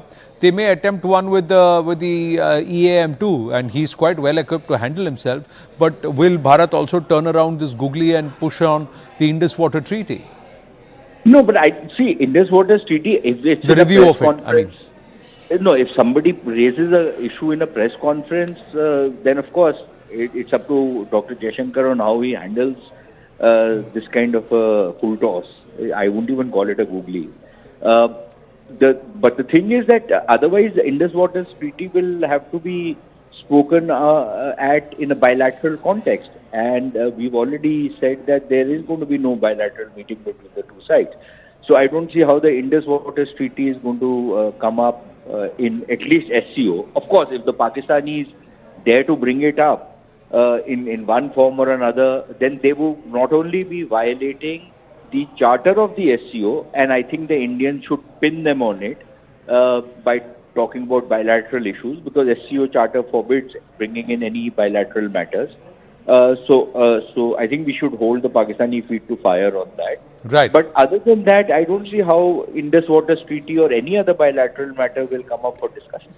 Well, Sushant Sareen, thank you for speaking with us. Siddhant is still with us. Siddhant, any meetings bilateral? Sushant was hinting about that we may meet some of the other friendlier nations with whom we want to have better cooperation in business. Any possibility there? Any possibility of a conversation with even a Russia or a China? Well, Anand, yes, there are possibility of bilateral meetings on the sidelines of the summit, but the prime ministers of Russia and China are participating in this summit. There is no foreign minister representation of these two countries. Perhaps again there is less possibility, I would say, but yes, there is indeed a commitment for multilateralism. India is committed to multilateralism. And Anand, you know, I would also like to draw viewers' attention to what Mr. Jaishankar said before leaving, and at a public event he said that I am a courteous and civilized person, so I will behave myself. Behave myself, yes. Now in that itself, he has very clearly, it's a backhanded slap to the way the Pakistanis conducted themselves when they had come to Bharat. Moving on, big news going back away from those visuals from Islamabad, back to what's happening in the national capital, Vigyan Bhavan. The CEC unsparing at this entire EVMs are like pagers remark. Rashid Alvi of the Congress had said, just like the Israelis had infiltrated the pagers and caused damage to the Hezbollah, the Israeli technology may be used because Bharat and Israel are friends and may be used to hack EVMs. And Rajiv Kumar, the CEC, rubbishing all of it and very, very critical of such allegations and conversations that are being made by the opposition about manipulation of EVMs. Listen in. Can't blame EVMs when you don't get the desired results, is what he has said. It's a hard-hitting reply that's come from the CEC. He's rejected the opposition's pager EVM analogy outright. We'll try and connect with Arunima, who's there at that presser. He's rejected the charge that EVMs can be tampered like pagers. Now, this was what was raised earlier in the day. Payal Mehta is with us. Payal, the BJP now has also reacted. JP Nadda's reaction is coming through. We'll try and play that out. He said pagers are connected via a network, EVMs are not, and this is something that's been repeatedly not just proven and stated, that EVM is a standalone instrument and not connected via a network.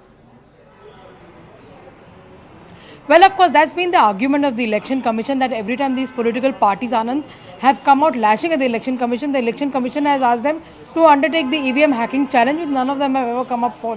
With the EVM are robust in system, that's what the Election Commission has maintained. And politically speaking, you know, if the Jammu and Kashmir election, can be conducted in a free and fair manner, the EVMs are good. But, when it comes to Haryana, the EVMs are faulty. That's actually been the consistent line of the opposition, especially the Congress party, lashing out to the Election Commission, trying to, question the integrity as well. And the Election Commission, term after term has been saying that please keep us out of politics. Keep your politics to yourself. We are here to do our job. And remember, the Election Commission needs to be credited, Anand, for the kind of effort that is made. If they have to conduct an assembly election, probably preparations begin from as early as 2 years before that. They go to every corner, nook and corner.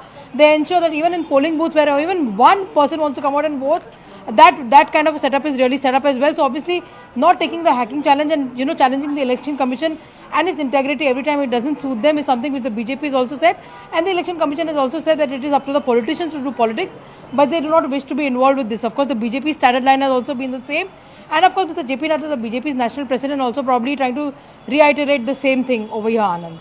True, but time and again this has been brought up, and again at the press conference this aspect of exit polls was raised, Payal, and also along with that now EVMs and this EVM bashing has been raised. The opposition had no problems with the results in Kashmir, but they tried to raise issues in Jammu.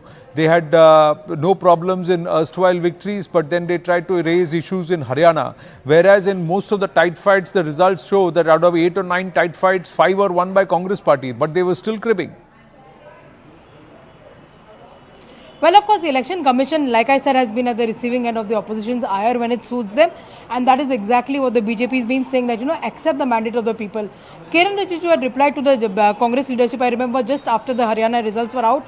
And Jairam Ramesh had put that tweet out, and he essentially said that accept the mandate of the people. If the people have not chosen to, give you the mandate this time around, you should actually respect what their mandate really has been. As far as the exit polls is concerned, with the way in which the exit polls showcase the result in a particular way in the Lok Sabha, and the results were not conforming to that, and also with the fact that Haryana also follow the same line. Many people have actually questioned as to whose interest is being protected through these exit polls.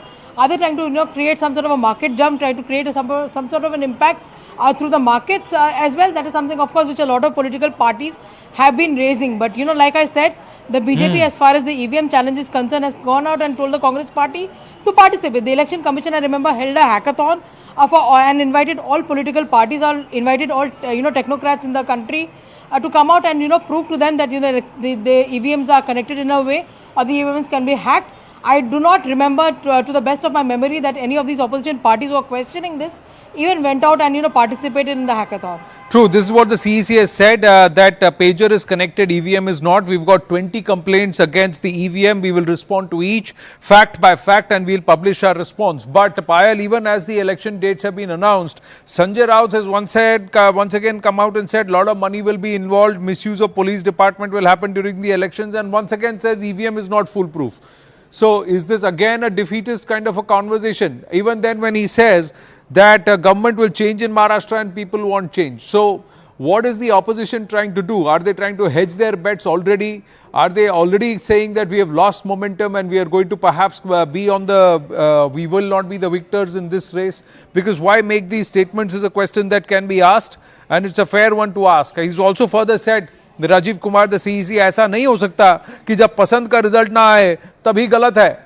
That's what he has said on the EVMs. We'll try and play out what he said at that press conference soon after announcing the dates, poll dates for Maharashtra and Jharkhand. Poll dates for Maharashtra, one single phase, 20th of November, result day, 23rd of November. Poll dates for Jharkhand, two phase polls, 13th November, and then same as Maharashtra on 20th November, with the results to be announced, or counting day to be the 23rd of November. Wayanad bypolls will be on the 13th of November, whereas the Nanded bypoll will be, Lok Sabha bypoll, will be along with the Maharashtra elections on the 20th of November itself. So that's the update there. We'll try and play out the soundbite.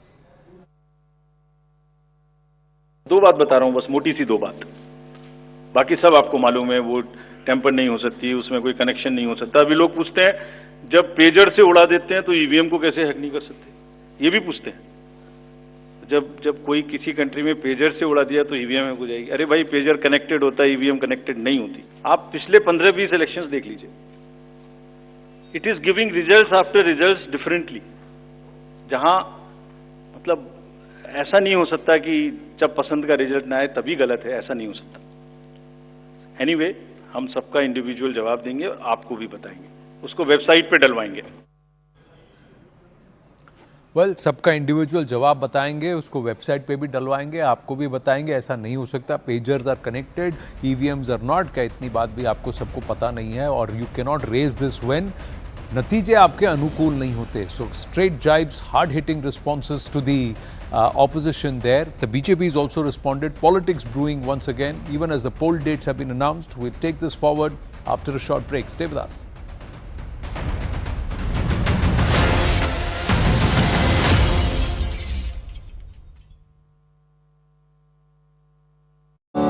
Back with the battle for the states, two big elections, both keenly watched because the BJP hopes it will cement their hold on the electorate, while the opposition believes that this is their election to win. The Congress especially wants to undo historical mistakes from Haryana, bounce back to reclaim the big brother status in the alliance, and to say the very least, Election Commission will be announcing the dates for the elections in the states of Maharashtra and Jharkhand in a short while from now, and we are just building up to that moment. Will it be 2 phases in Maharashtra? Will it be 2 or 3 phases in Jharkhand?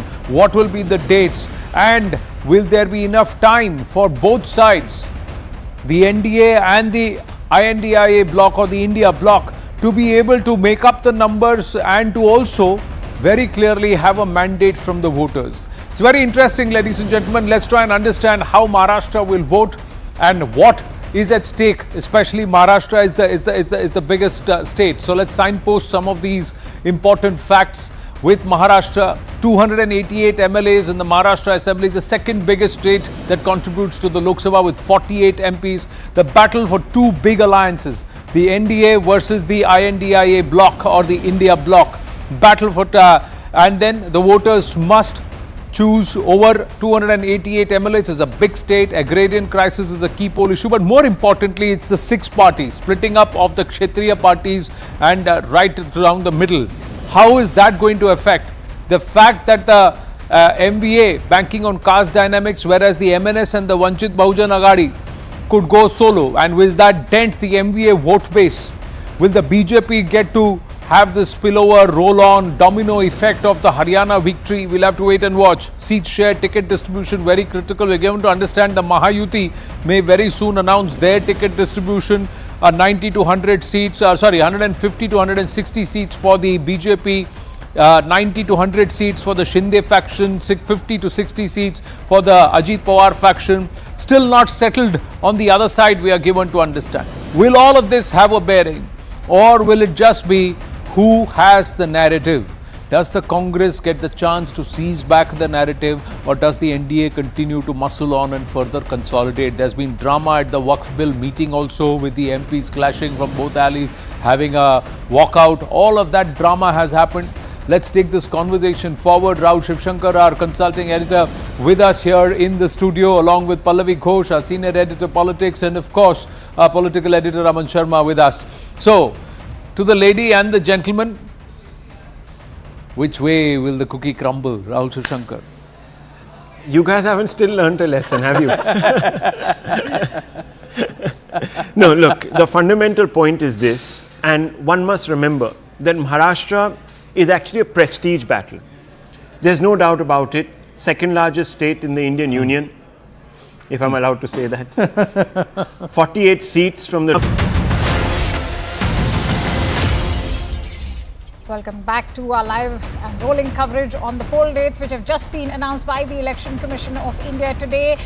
So Maharashtra, of course, has been announced, as is Jharkhand. The by-poll dates for Wayanad and Nanded have also been announced. But in fact, we're getting in breaking inputs. Remember, the CEC has taken on the Congress party. He's in fact gone on to say that ऐसा नहीं हो सकता कि जब पसंद का result ना आए तभी गलत है. CEC has in fact reacted on the EVM allegations. He's questioned why the opposition is so selective when it comes to the EVM tampering allegations, and whenever they win elections, whether it is the state of Karnataka, Telangana, or even as is the case with Jammu and Kashmir, they have not talked about EVM tampering, contrary to how the result was in Haryana when the Congress party actually lost the election there. Let's also listen in to what Mr. Rajiv Kumar has to say. दो बात बता रहा हूं, बस मोटी सी दो बात, बाकी सब आपको मालूम है। वो टेम्पर नहीं हो सकती, उसमें कोई कनेक्शन नहीं हो सकता। अभी लोग पूछते हैं जब पेजर से उड़ा देते हैं तो ईवीएम को कैसे हैक नहीं कर सकते, ये भी पूछते हैं। जब कोई किसी कंट्री में पेजर से उड़ा दिया तो ईवीएम हैक हो जाएगी। अरे भाई, पेजर कनेक्टेड होता है, ईवीएम कनेक्टेड नहीं होती। आप पिछले 15-20 इलेक्शंस देख लीजिए, it is giving results after results differently. जहां मतलब ऐसा नहीं हो सकता कि जब पसंद का रिजल्ट ना आए तभी गलत है, ऐसा नहीं हो सकता।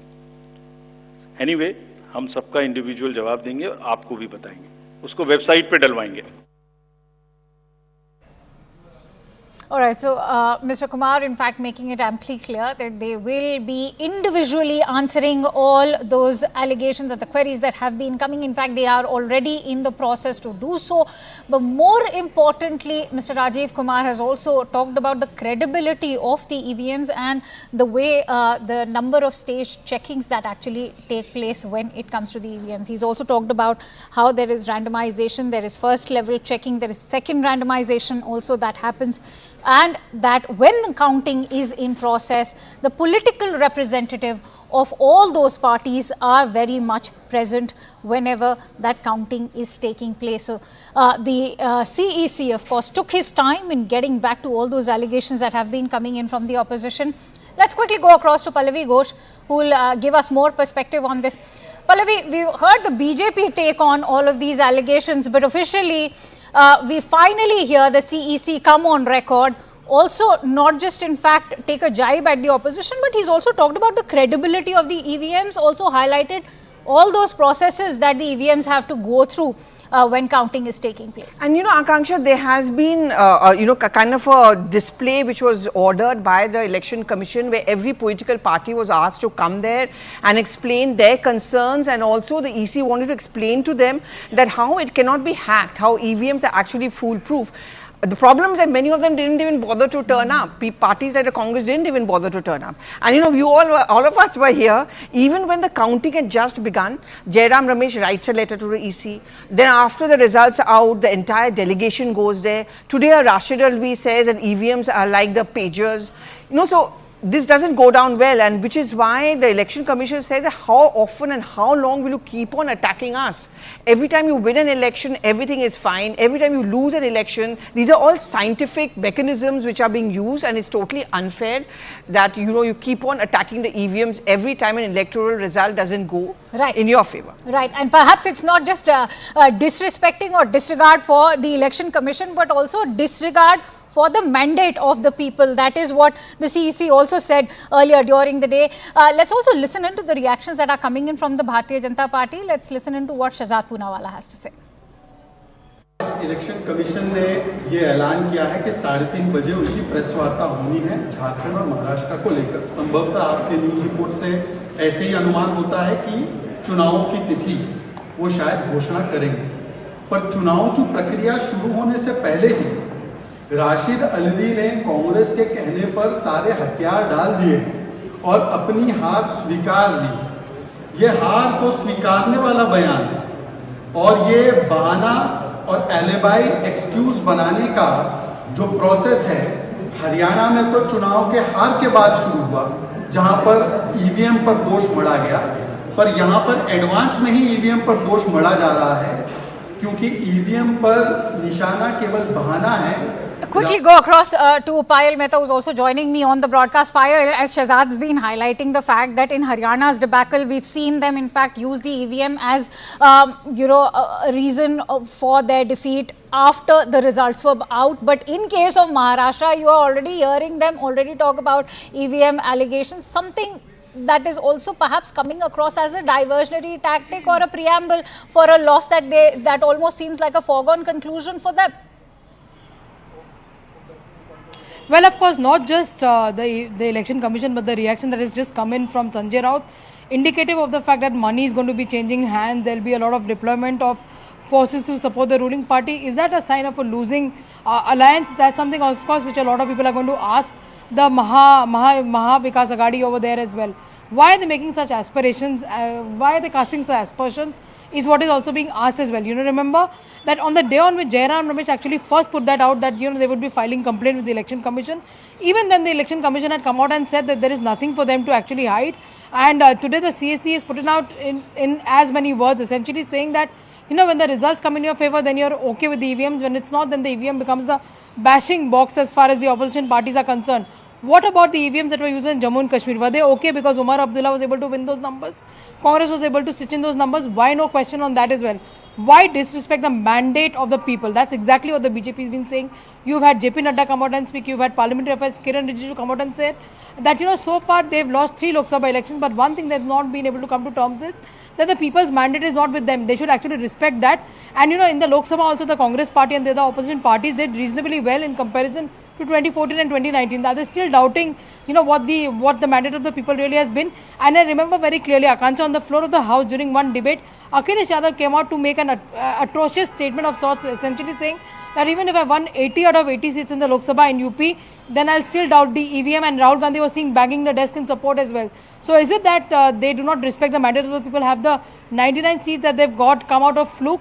That's the question that the BJP seems to be asking. These are questions that these people have not been able to answer so far. Multiple times the Election Commission has asked them to come forth for challenges to prove that the EVMs can be hacked. Hackathons have been held, but there has been no response coming in from the opposition parties. Absolutely. None of those questions were posed to Omar Abdullah when he, in fact, displayed that majority in Kashmir. Many thanks to you, Payal and Pallavi, for bringing in all those inputs. It's time to, in fact, cut into a quick break. We'll be back with more inputs. Stay tuned.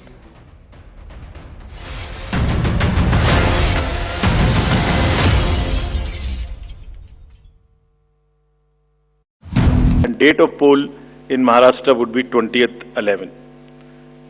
Counting would be on 23rd, 11, 24, and you will notice that date of poll is Wednesday. This is deliberately, which lot of scheduling, whatever goes into scheduling, we have tried that it is midday, so that issue of urban apathy is handled. And in case of urban apathy, we are really very concerned. We want to make appeal through you to all our esteemed voters in the urban areas to please come and vote. It's not a healthy trend which is reflected. If I give you a brief of what is happening across the elections in the urban apathy, we will share this slide with you. If you look at various states, you look at Gurgaon, you look at Faridabad recently. Last elections, you look at Jubilee Hills, Hyderabad. You look at Bangalore South. You look at Gujarat, Gandhigram, Kolaba, Mumbai City, Pune, Thane, all are much below the state averages of each state. We will be conducting a special meeting of the municipal commissioners and DOs within a week's time to appeal again to do whatever we can do to motivate the voters in the urban areas, but the trends are really not good. If I show you the Lok Sabha, that was the Lok Sabha. If I show you legislative assemblies, see the lowest. The Kolaba was just 40%. 62 of 64 urban ACs in Maharashtra were less than the state average in 2019. So was the case in the parliamentary elections 2024 also.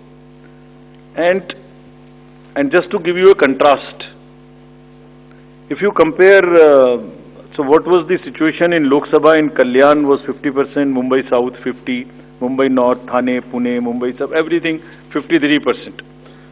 And these were the lowest 6 parliamentary constituencies out of the lowest 10.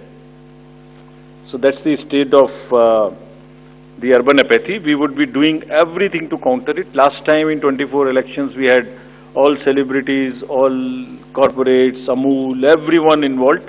We'll do it again. And we'll also, at this point, emphasize that this contrasts with a very positive trend in the constituencies like Doda, 72%, Riyasi, 74%, Punch, 74%, Rajouri, 71%.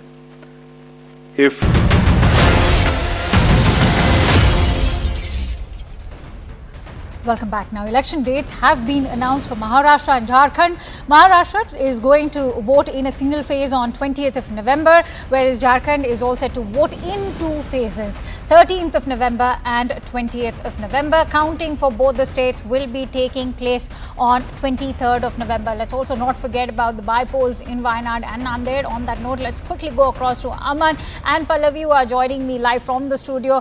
Aman, to begin with, as you were highlighting earlier, how there has been a shortening when it comes to the phases.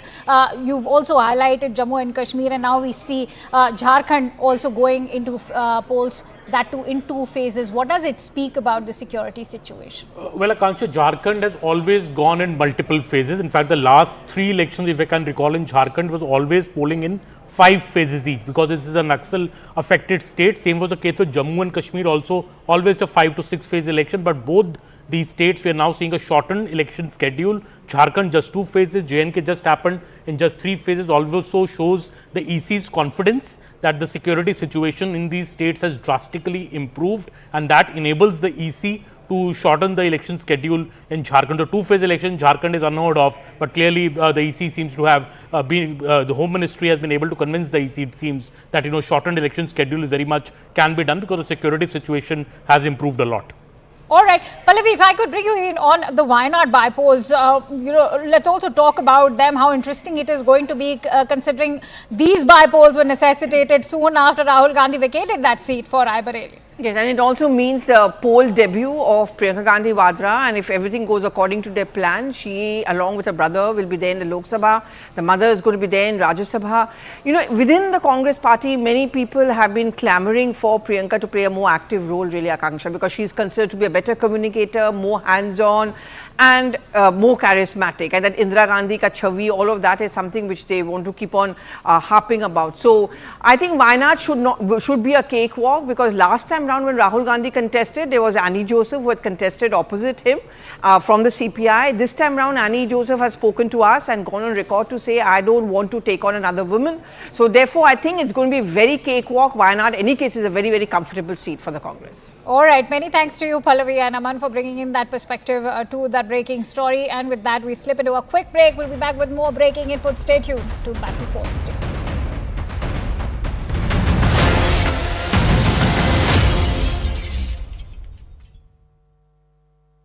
And date of poll in Maharashtra would be 20th 11. Counting would be on 23rd 11 24, and you will notice that date of poll is Wednesday.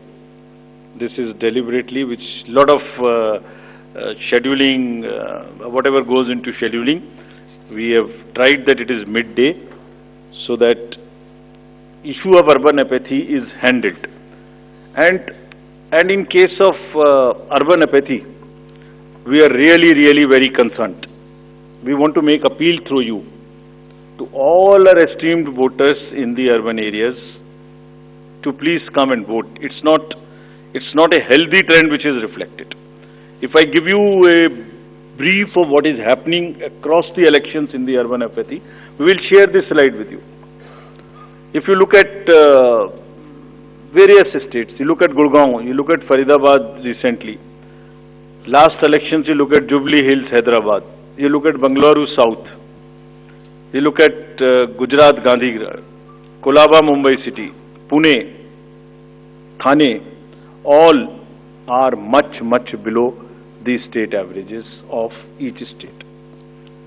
We will be conducting a special meeting of the municipal commissioners and DOs within a week's time to appeal again to do whatever we can do to motivate the voters in the urban areas, but the trends are really not good.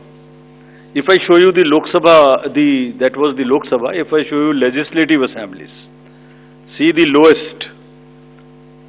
The Kolaba was just 40%. 62 of 64 urban ACs in Maharashtra were less than the state average in 2019. So was the case in the parliamentary elections 2024 also. And just to give you a contrast, if you compare, so what was the situation in Lok Sabha in Kalyan was 50%, Mumbai South 50%, Mumbai North, Thane, Pune, Mumbai South, everything 53%. And these were the lowest 6 parliamentary constituencies out of the lowest 10.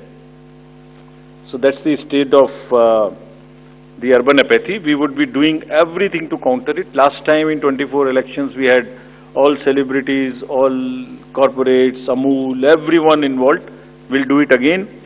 And we'll also at this point emphasize that this contrasts with a very positive trend in the constituencies like Doda 72%, Riyasi 74%, Punch 74%, Rajouri 71%. If they can go 70 plus, Kolaba can also go 40 plus. In 24 Lok Sabha elections, Bastar was 68%, 69%. Gadchiroli, Manipur, states after state, tough areas. So we'll be requesting through you, we'll have a special drive this time for the slum areas in urban areas and also the colonies, all alike, to have a real Welcome back. Now, in another big news coming in, while announcing the poll dates, we've also heard the CEC, Mr. Rajiv Kumar, in fact, take on the Congress party. Remember, the Congress has been crying foul over EVM tampering, and this is exactly what he had to say, that ऐसा नहीं हो सकता कि जब पसंद का result ना आए तभी गलत है. Of course, also talking about how the Congress has managed to win Karnataka, Telangana, Jammu and Kashmir also, and yet they have not really talked about EVM tampering when it comes to those states. Let's also listen in to what the CEC has had to say. दो बात बता रहा हूं, बस मोटी सी दो बात, बाकी सब आपको मालूम है. वो टेम्पर नहीं हो सकती, उसमें कोई कनेक्शन नहीं हो सकता. अभी लोग पूछते हैं जब पेजर से उड़ा देते हैं तो ईवीएम को कैसे हैक नहीं कर सकते, ये भी पूछते हैं. जब कोई किसी कंट्री में पेजर से उड़ा दिया तो ईवीएम हैक हो जाएगी. अरे भाई, पेजर कनेक्टेड होता है, ईवीएम कनेक्टेड नहीं होती. आप पिछले 15-20 इलेक्शंस देख लीजिए. It is giving results after results differently. जहां मतलब ऐसा नहीं हो सकता कि जब पसंद का रिजल्ट ना आए तभी गलत है, ऐसा नहीं हो सकता. एनीवे, हम सबका इंडिविजुअल जवाब देंगे और आपको भी बताएंगे, उसको वेबसाइट पे डलवाएंगे. All right, let me quickly go across to Pallavi first. Pallavi, if you look at the, I think the CEC also is hitting out at the pager analogy that was used by Rashid Alvi, and how misplaced is that analogy, especially when you compare EVMs with the kind of pager attack that Israel has been seen, and talking about how Israel happens to be a friend to India, and that is why henceforth even the EVMs can be tampered. Is that really a kind of analogy that should be used by a party which at the moment should be exuding confidence before the state goes into polls? Yeah, you're absolutely bang on, Akanksha. In fact, this is why Rashid Alvi doesn't have too many people within the Congress party who seem to be endorsing. Look, Congress officially has reservations about EVM machines. They're always going to have that, despite whatever criticism that they may face. But there's a line which also needs to be drawn. And you know, if you look at the election results of Haryana, the party cadre is any case demoralized. Whenever you start raising questions about the EVM machines, even before the campaigning has really begun aggressively, it starts sowing some doubts in the minds of the party workers, because many of them do tell us that, you know, if any case, if the EVM machines are hacked and if our bosses think so, then why should we even bother to work hard, because the results will obviously not be in our favor. So it often may boomerang on them. And second, if you look at the overall picture, the BJP always pushes this narrative that you are a poor loser. In Telangana, Himachal Pradesh, Karnataka, you somehow did not seem to be having a problem with EVMs. In Jammu and Kashmir also, you did not have a problem with EVMs. Suddenly you have a problem with EVMs when it comes to Haryana, whereas Congress lost because of his overconfidence in fighting and multiple factors. So this EVM narrative and the controversy being stoked, being pushed by the Congress party, I mean, often tends to boomerang in terms of a national perception or a narrative actually. Aman, interestingly enough, the CEC also elaborated on the credibility that EVMs carry, because he said that the batteries are only added on the last day, and prior to that there is first level checking, there is randomization, there is second level randomization, and the fact that the political representatives are very much accompanying the counting process. Absolutely. There are multiple level checks, as the CEC has just listed them out, you know, from the first level, from when the EVMs are first sealed and when the batteries are inserted, everything is done, and as per it is certified by all the political parties which are a part of the process. So I think the CEC clearly saying that all these complaints which have been filed by the Congress party, each will be responded to, and in fact will be made public, the responses of the Election Commission of India. He also saying that, you know, pages are connected, the EVMs are not connected. I think what the important point, Akanksha, there was when he says that, you know, जब आपको result पसंद नहीं आया, then you raise doubts over it, as Pallavi was mentioning, that it's a hypocritical kind of a situation, that you are fine with the results in Jammu and Kashmir, but you're not fine with the results in Haryana. How can there be selective tampering as the Congress is alleging? I think it's too far-fetched, especially what Rashid Alvi has alleged today is too far-fetched, and the CEC responding to the same. Let me quickly bring in Payal also, who continues to stay with us on the broadcast. Payal, the fact that the CEC has taken this very personally, he's also talked about how this is also a question on the entire democratic process of the country, because you're not just questioning the election commission, you're also questioning the mandate given by the people. Well, of course, that's been the stated line of the BJP as well, saying that, you know, if the people have not given you mandate, respect that. That is exactly what the BJP's response was, even after the Haryana election. But it seems that the opposition parties have selectively, picked on the election commission time and again. Not a word from them as far as Jammu and Kashmir results were concerned. just because the Haryana results didn't go the way they want, really, it is actually a little bit of a loser kind of a mindset is what they are saying. And also the fact that, even somebody like a Sanjay Raut has come out and already cast aspersions on what is going to happen in the election. Is this a loser frame of mind? That is the question that they've been asking. But this election commissioner over, the chief election commissioner over here, once again coming out and saying that it is the job and the nature of the politicians to do politics over the entire issue. But the election process in this country is absolutely robust. Months and months of preparations take place for the election to be conducted. Officers are deployed, even for one booth, where probably just one voter is going to come out and vote as well. So that's the kind of robust democratic process that we follow, and the world all over, comes to study our democratic process, comes to study our election process. I remember very clearly multiple representatives from multiple countries that even come to observe how the elections are held in the 2024 Lok Sabha elections. So that's the way in which the Election Commission of India actually conducts our elections. So they feel that they should not be targeted or should not become a softer target for political parties for results not going their way. Absolutely. And Pallavi, if I could bring you in on that point that, globally, India has in fact set an example with its own dance of democracy. And that is something what Mr. Kumar was also referring to, that we have 20 complaints and we are in the process of individually answering them. And in countries like Nepal and Bhutan, for example, our EC teams have often gone there, and in other countries as well. I mean, our EVM machines are often held as a benchmark for what a true, robust democracy is all about. I don't know how much it really works on the ground, because, I remember when the Haryana election results came in and I was at a party headquarters, there were party workers who didn't seem to be very comfortable with the idea about raising the EVM bogey. They are saying there's a problem within. Why don't we look at that first? Right. And that's why, Aman, if I could take in your closing thoughts, it's going to be a very interesting watch, particularly in Maharashtra, where the MVA is very much in an alliance, and will they be now questioning the EVM authenticity?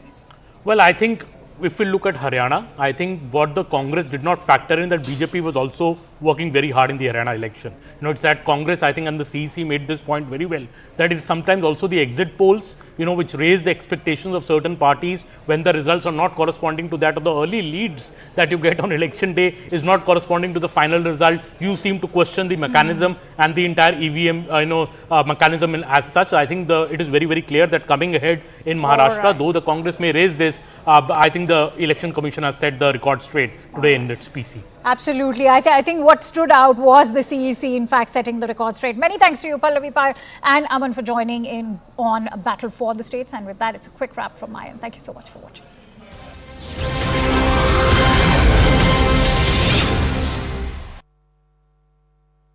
And date of poll in Maharashtra would be 20th 11. Counting would be on 23rd 11/24, and you will notice that date of poll is Wednesday. This is deliberately, which lot of scheduling, whatever goes into scheduling, we have tried that it is midday, so that issue of urban apathy is handled. And in case of urban apathy, we are really very concerned. We want to make appeal through you to all our esteemed voters in the urban areas to please come and vote. It's not a healthy trend which is reflected. If I give you a brief of what is happening across the elections in the urban apathy, we will share this slide with you. If you look at various states, you look at Gurgaon, you look at Faridabad recently. Last elections, you look at Jubilee Hills, Hyderabad. You look at Bangalore South. You look at Gujarat, Gandhigram, Kolaba, Mumbai City, Pune, Thane, all are much below the state averages of each state. We will be conducting a special meeting of the municipal commissioners and DOs within a week's time to appeal again to do whatever we can do to motivate the voters in the urban areas, but the trends are really not good. If I show you the Lok Sabha, that was the Lok Sabha. If I show you legislative assemblies, see the lowest. The Kolaba was just 40%. 62 of 64 urban ACs in Maharashtra were